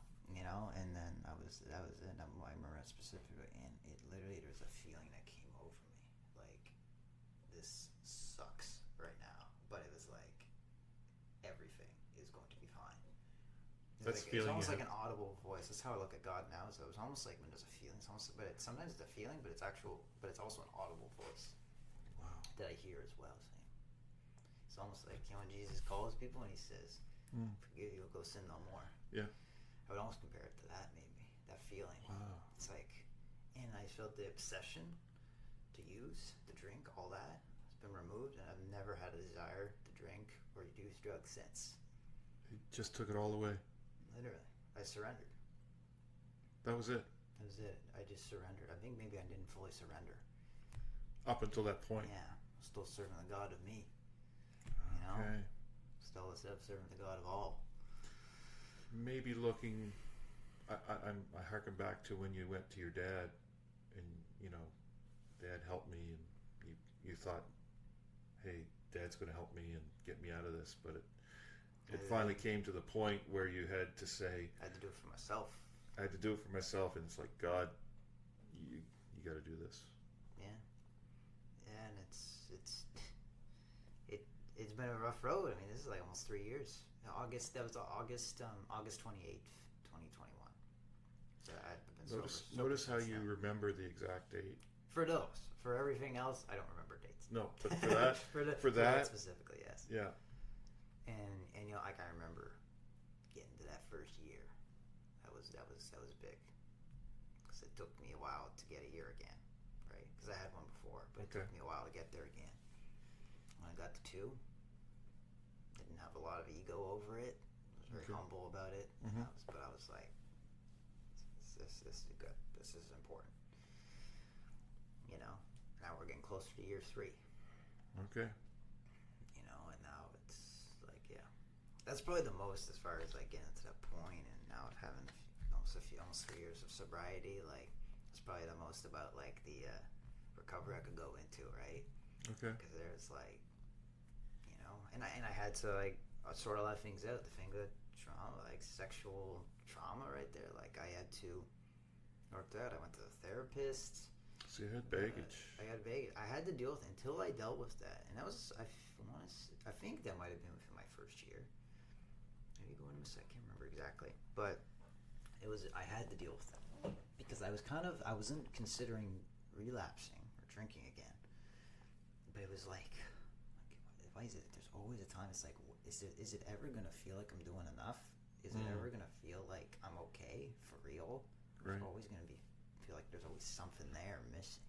And then I just started going to therapy, and I talked about it. And when I released all of it, like that wasn't all the detail I just told you. Like there's a lot more detail there that like when I go into it, like I say it out loud. Even if I was just saying this out loud, even if I was by myself, like I'm experiencing that. Right. There's like and I wasn't like diagnosed, like any testing, but it was like the therapist told me, like because I was feeling very triggered by a lot of it. I was almost, if I saw that guy, it's like I was back there again, experiencing all the things like all over again, and it felt real. And it was like, and I'm like, okay, so that's like PTSD. Right, and she's like, yeah, I would probably describe yours as like maybe like moderate PTSD. Oh, okay. I mean, she never like diagnosed me or tested me for this officially, but it was like she would probably say, yeah, that's probably what you're experiencing. Okay. And it sounds pretty accurate from what I know about PTSD. That sounds fairly accurate. Wow. So when I start reliving this, now again, I'm lucky. I'm probably doing pretty good with it now, where I don't, not really in situations anymore where I start experiencing it unless I start talking about it. That's why now, as I was getting into it, I just started feeling like uncomfortable because I was getting uncomfortable. I'm kind of moving around a lot. My voice is a little shaky because I'm like I'm experiencing. I remember all of it vividly, and it's awful. It's bringing back those memories again. Yeah, and I was like, and then it's like, why would this happen to me? Right? It's like, what did I deserve, or what did I do to deserve this? And I will say, I would like to get into more talk about Jesus, because I can kind of explain a lot of these things I've just said. Sure. So, because I say now that I have Christ in my life, my whole life makes sense. When you look at where you came from and where you are now. When I put my Jesus goggles on, it's like it makes a lot more sense. Okay. Right? Like, I think, look at all the people in the Bible who had to wait for so much time before they were called upon, right? Right. Before they did something, before God called them to do something that, like, this is your calling. Like, this is what you will be known for, right? Like Moses with the Exodus. Like, right. He was like, I think he was like, what was he, like 40 years old or something by the time he left? He left Egypt, like himself. When he left. Yeah, when he had fled from Egypt. Oh, when he fled. Yes, that's right. Yeah. So he's like a grown man. Yeah. Everything. I think by the time he goes back, he's like 80. He's in his 80s. He's in his 80s. So yeah, he's a lot older. So you imagine, and then being cold when imagine living through. Okay, I've lived my life. My time's probably coming soon. And God's like, hey. Yeah, you're just getting started. I need you to do a few things. I got a grocery list for you. Yeah, you're just getting started, buddy. Yeah, so people had to wait. The world had to wait thousands of years before Jesus came to us. That's right. And now we've waited thousands of years still waiting years until he comes back. Yeah. Right. So yeah, I'll talk a little bit about because so me coming to Jesus, because I talked a little bit about with AA, like it's almost like God of AA, and there's a lot of different perspectives I got. There's like this energy, spirit of the universe. Maybe you have to do specific things to connect with this feeling, something. Right. But no one was talking about Jesus. Right? But I will say there's two people that attend my church that are in the program as well. They've been sober for quite several years. Okay. And when I first got sober, so about 3 years ago, he had told me about Regal Heights. Oh, okay. The church he goes to. He planted some seeds. He wasn't selling it to me, but he just told me, I just started going, like, it's a church, me and my wife, we've gone there for years, Right. We were both, baptized there. The pastor, he baptized us, and he officiated, did our wedding and everything, and wow. He was there for, the two most important events in my life. Yeah. Like my baptism and being born again, like getting sober and then being born again, and then marriage and everything, and how conveniently Pastor Jason's doing the same thing for me and Josie. He's doing the same thing, man. Yeah, he dunked me in the lake there in Porter's Lake. Cool. Back in September. Yeah. Yeah, that was pretty powerful, right? I didn't see anything coming out of the clouds that day, but I felt something. We'll have to explore that sometime. Mm-hmm. I really would like to explore that sometime. Yeah, I might get into it now, but that's that's entirely up to you, man. Yeah, we still got time. We are getting towards the end, though, as far as the whole journey. Yeah, and like I say, if keep going. Go. Keep going. So I remember. So I was working for a painting company, and so they shut down. Just there was a lack of work, and they just couldn't afford to keep it going. So I was their production manager. Mm-hmm.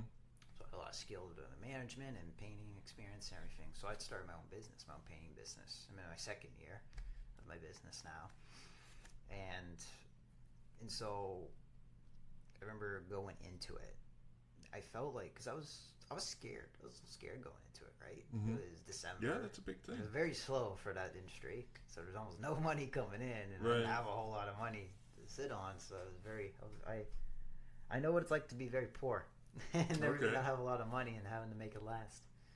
And I remember feeling like I almost felt like this calling. I felt Jesus was calling on me. Mm-hmm. And that's so I was seeking. I started to seek Jesus. Right. I started to, and I started to explore it. Like, there was this app. I think it's like Christian Hallow. I don't know if you ever heard of that. It's like Christian. Yeah. It sort of has stuff like so. Yeah, it's like the Bible's all there. Oh, okay. There's like daily readings or maybe a devotion or something you could listen to. Like, so I'd start to do that. But it was one of those things. It's almost like when I was a child going to church. It's like I'm here and I'm listening. Only now I'm an adult. I actually listen and I know what they're talking about, but I don't understand it. It's hard for me. I didn't feel a whole lot, but I felt like there was something. I am trying to seek God more, and I started praying a lot more. It's a prayer a little more seriously. Yeah. But eventually it got to the point where it's like I remember saying to Josie, like I think I want to start going to church because we were together at this point. Oh, okay. For a little bit, I think. Yeah, we were together for. This is when I started the business. Might just being in together, or not together for a little bit, maybe 6 months, or so. And she was going to a church. I don't know where. Somewhere in Culver. So it wasn't Regal. Okay. But then when I suggested it, so maybe we started going. I said, wherever you're going, maybe I'll just start going with you and just check it out. But then I was like, one day, when it came to, I'm like, what if, hey, that church that their friends go to, like there was Regal Heights, especially. We just looked it up. Yeah. And like, oh my, that's really close to your place too, where you live. And I'm like, why don't we just go check it out? Yeah. And go there and everything. Perry's at the door, everything is, and I'm like, I never forgot that. Cool. So no, that's good. That that Regal Heights I felt welcome. Regal Heights Baptist Church stood right out to you, man. Yeah. That's awesome. I felt very welcome there, and walked in, sat at the back row, close to the exit. Yeah. I don't remember what Jason was preaching that day at all. But I remember doing it. There's like the worship, and we're standing up. I'm like, that's cool. Like, people at worship, they're putting their hands up and everything. Oh, yeah. They praise the Lord and everything. Yeah. That's cool. Okay. All right. Yeah, I'm like, even now, a year into it, I'm like, okay. Yeah. Okay. I'm not there. I'm not here just yet. No. But I'm like what I see him so far, right? I like what I'm seeing so far. Yeah. So yeah, we start going, and we're leaving. Kind of one of those feelings again. Felt something.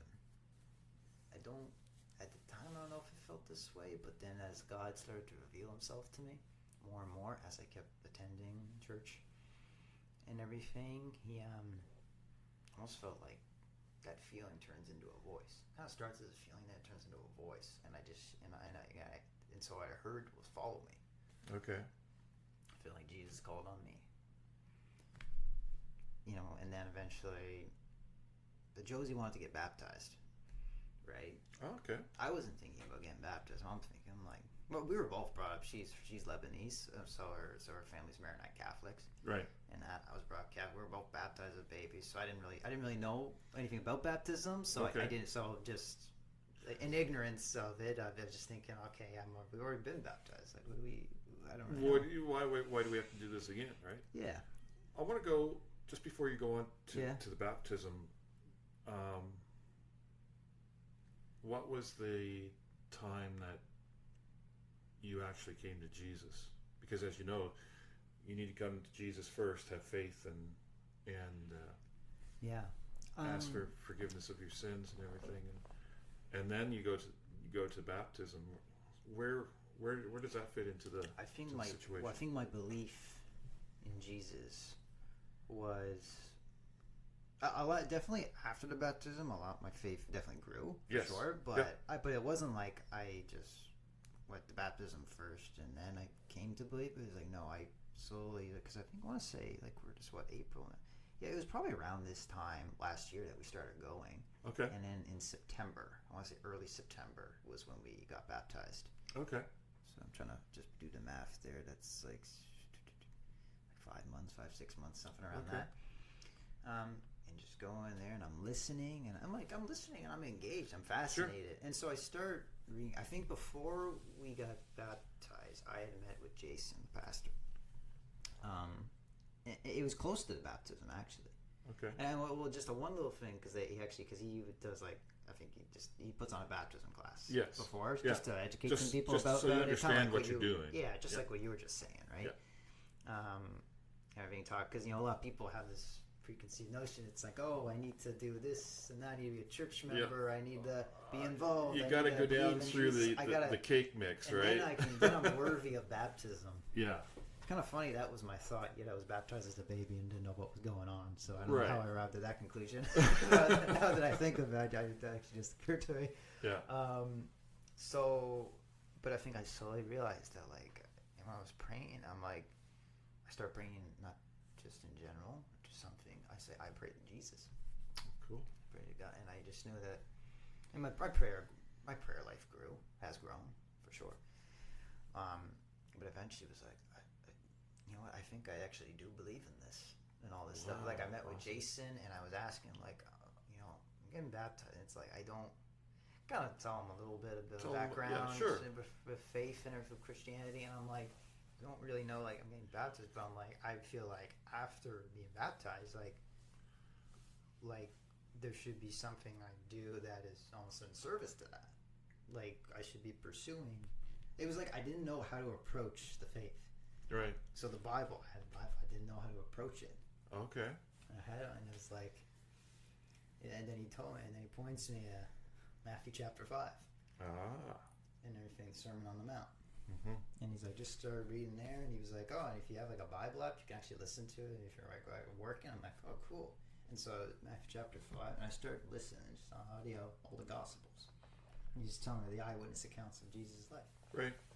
And so I started listening to all these things, stories, and I found it fascinating and everything. And then I read other things, I read a bit of Exodus, and a bit of Moses. I read a little Old Testament in there. Yeah, a little bit. And our friend Wendell, yes. He talks about, Exodus, Genesis and Exodus is really good, but read John. John. Yes. John is my friend. Yes. That's what he's like. And everything, and I read that, and John is a beautiful gospel. Yes, it is. So a lot different than the other ones. Yeah, it's very specific. Like, here's not only what he did, here's who he was, who he is. Yes. He was the Son of God. No, he is the Son of God. Yeah. Right. And so as I kind of when I started reading and getting into it, and I just felt like I was relating. Not only to this, it was like going into AA. It's like, I'm reading this book and I'm actually relating. I feel like my story's in here. There's sort of a parallel there. So God's speaking to me through the Word. Yeah. I said, the Word is God. Ah, there you go. Yeah. And so by the time it came to we actually got baptized, I remember he's there. He picked me first. It was like me, Josie. There was someone else who's getting baptized as well. He picks me first, of course. And he was like, pick you first. I'll pick on him, and he picks me. No water, and then I don't remember everything he said exactly, but I remember saying, have you accept Jesus Christ as your Lord and Savior? And I'm like, I have. I do. I have. Yeah. I already have. Right. It's like, I'm ready. Let's go. Let's do it. Let's get on with it. There. I had to slip him a 20 so he didn't keep me under there too long. I'm kidding. That never happened. No. But no, I remember doing it when I came up out of the water. How did it feel? Amazing. I truly felt reborn. I thought that I used to think that, like, oh, come on, you're dunked in water, you're reborn. Really? I'm like, no, because of going into that day, into that moment, right, and then going under, someone putting me under, and I'm putting my old self, my old body in the grave, and then bringing me up, bringing you're my resurrected. new self. You're resurrected into your new self. Yeah. Resurrection. Yeah. Right, and that says, like, those like it says in John chapter 3, when it's like, you all must be like reborn. Like to get to the Father, you must be reborn. You must be reborn through water. Yeah. When he's talking to Zacchaeus. Yeah. Get that. Exactly, right? So yeah, that it was a big moment. And I remember later that day, I just felt it. It was like, not only do I believe in Jesus Christ, I love Jesus Christ. Awesome. I literally felt that. It was like overwhelming. It almost brought tears to my eyes, so I just felt it. Like I felt, I was just thinking, because I was just processing the day. Sure. That moment, I'm like, wow. And my life's improved. And like I've gone, I've read through the Gospels, I've read through other books, like, just exploring it, trying to study the Word.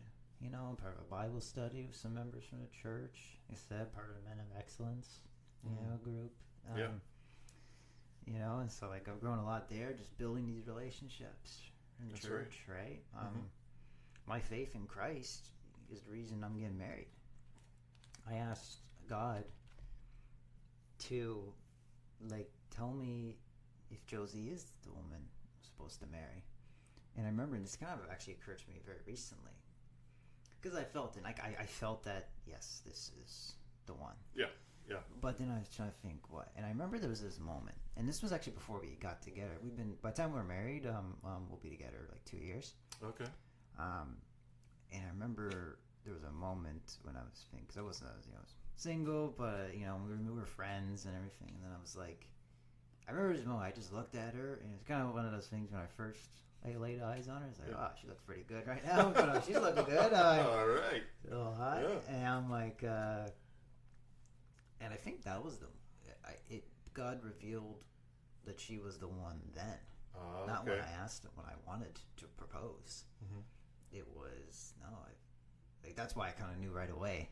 I didn't feel like I had to wait. It's like, God's like, yeah. It's like, is she the one? It's like, please say it. Yes, it is.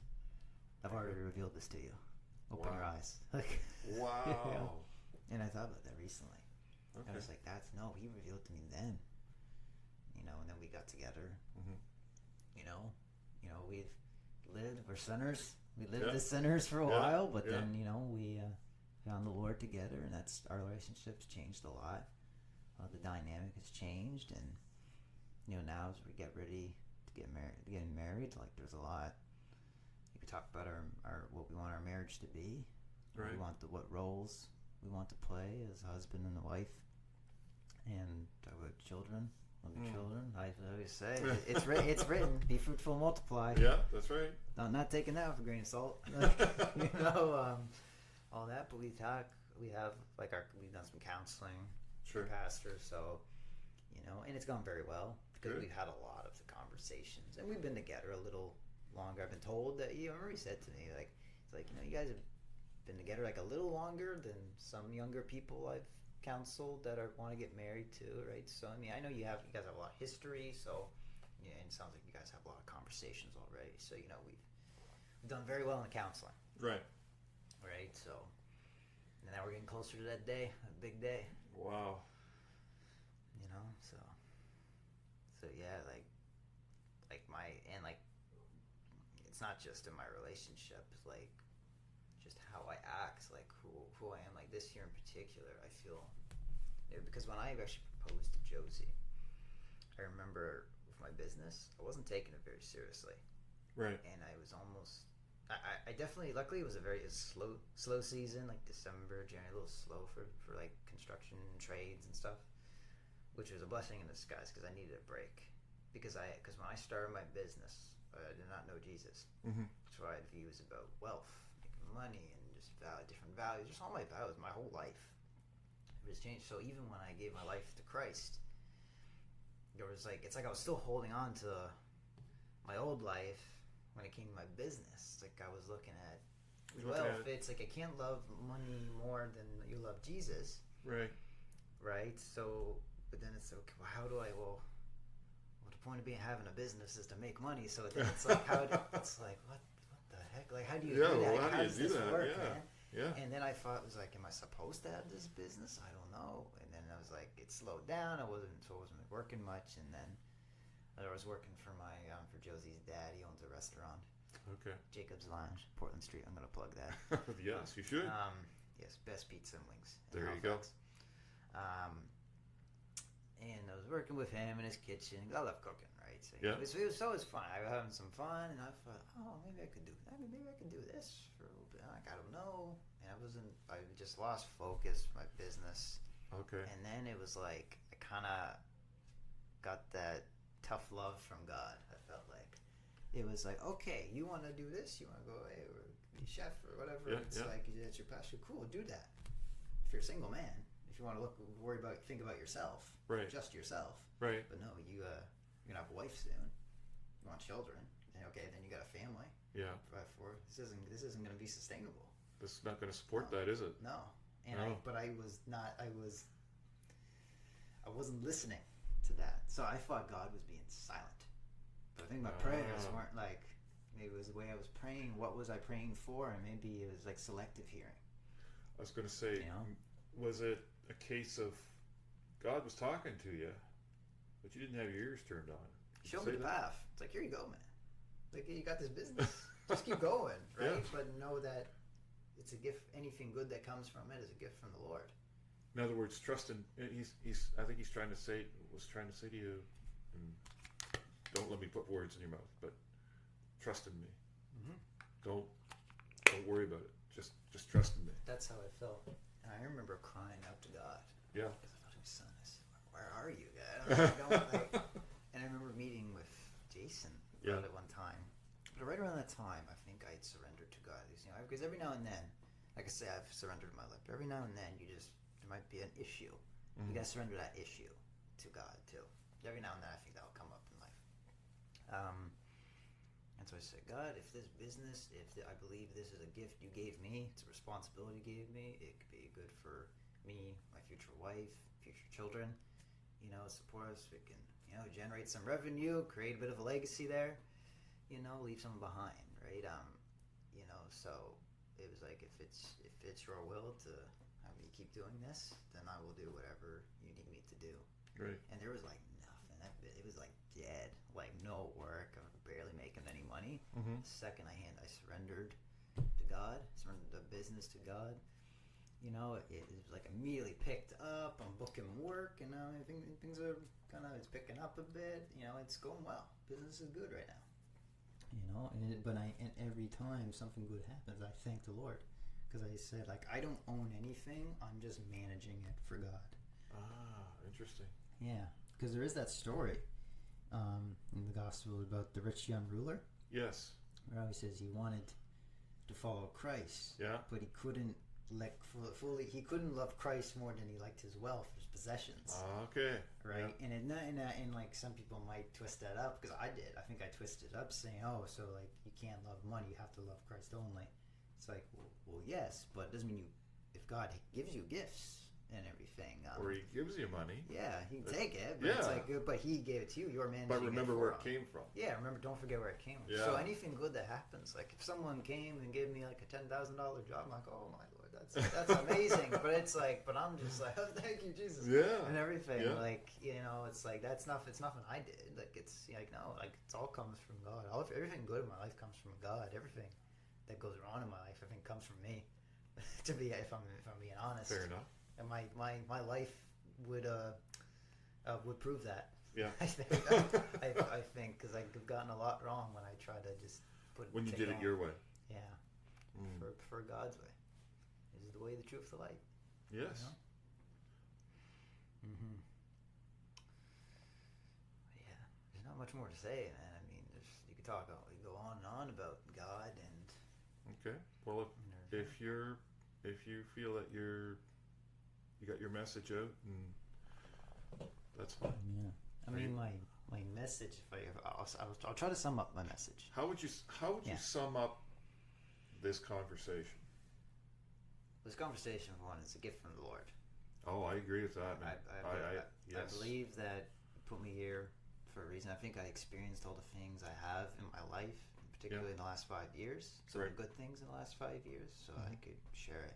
Never thought I'd be able to share it on a platform like this. I thought I might have been in an anonymous circle or something. Right. So I mean, I'm blessed to be able to do that, and I think there's it's sad how much addiction affects majority of people in the world. So it's like it does affect a lot of people in some way or another. Right. Because it manifests in different forms for everybody, right? Sure. And I think saying this, like I think I painted a good picture of, like, it's so easy to embrace that feeling of like hopelessness. Things are awful. They're never gonna get better. This is how it is, But it's actually, if you have faith in something larger than yourself, mm-hmm. My suggestion would be Jesus. Right. Obviously, I'm obviously gonna try and promote my faith. But, yeah. What that is, if that's something bigger than yourself, and understand you're not running the show, like, you'll be surprised how fast things tend to work themselves out. Right. If you don't give up entirely, remain persistent. Yeah. Keep working on yourself, like improve, change. Right? You can't walk through life and never change. Right? Who I was growing up, from, a teenager, now myself at 25, like, very different, completely different person. Oh my goodness, yeah. Yeah. The last 5 years, from what you've told me, is just amazing. I think I'm in a pretty good place in my life, but I hope, even 20 years from now, I hope I improve a little bit. I hope I'm not the same. Well, because I don't think what I am is bad, but no, but I think improvement is I think if that's what you're looking for, that when you stay close to Jesus, you're going to find it. Exactly. He's not going to let you go down. Yeah. Stay close to him. Yes. Yes, and I find the more I study the Word of God and about what's, what is to come eventually. Right. When you look at the world, look at the news and everything, like this. It's dark, man. It's dark. But I think we have almost special power, with through Christ, that we have the light. Things are going to be okay for us as long as we remain persistent, disciplined in our faith, and don't turn away from God. Well, like Paul says, the Apostle Paul says, keep running the race.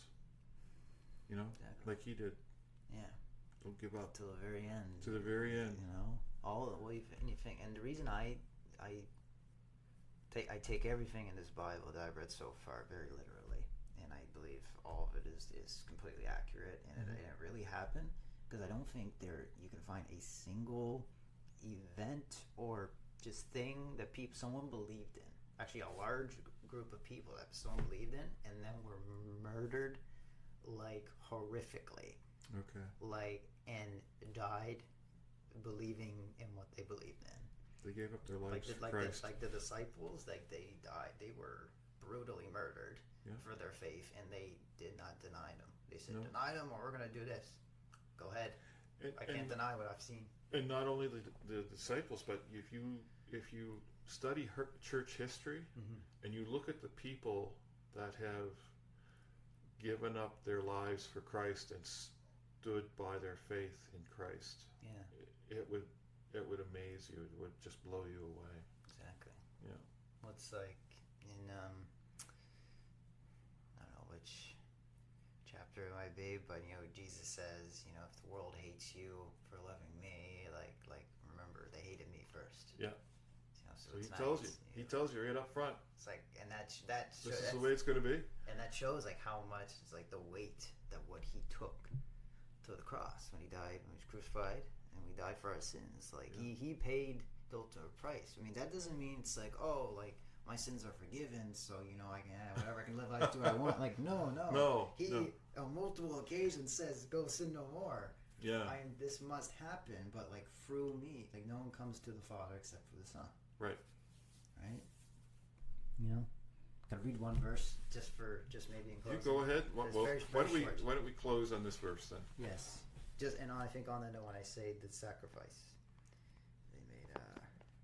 It's in John. Of course. I just need to find it in my tabs. This one maybe.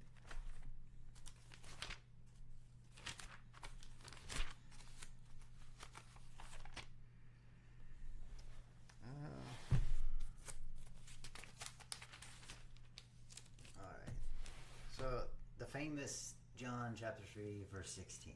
John 3:16. Bring it on. All right. For God so loved the world that he gave his only begotten Son, that whoever believes in him should not perish but have everlasting life. For God did not send his Son into the world to condemn the world, but that the world through him might be saved. Amen. Amen.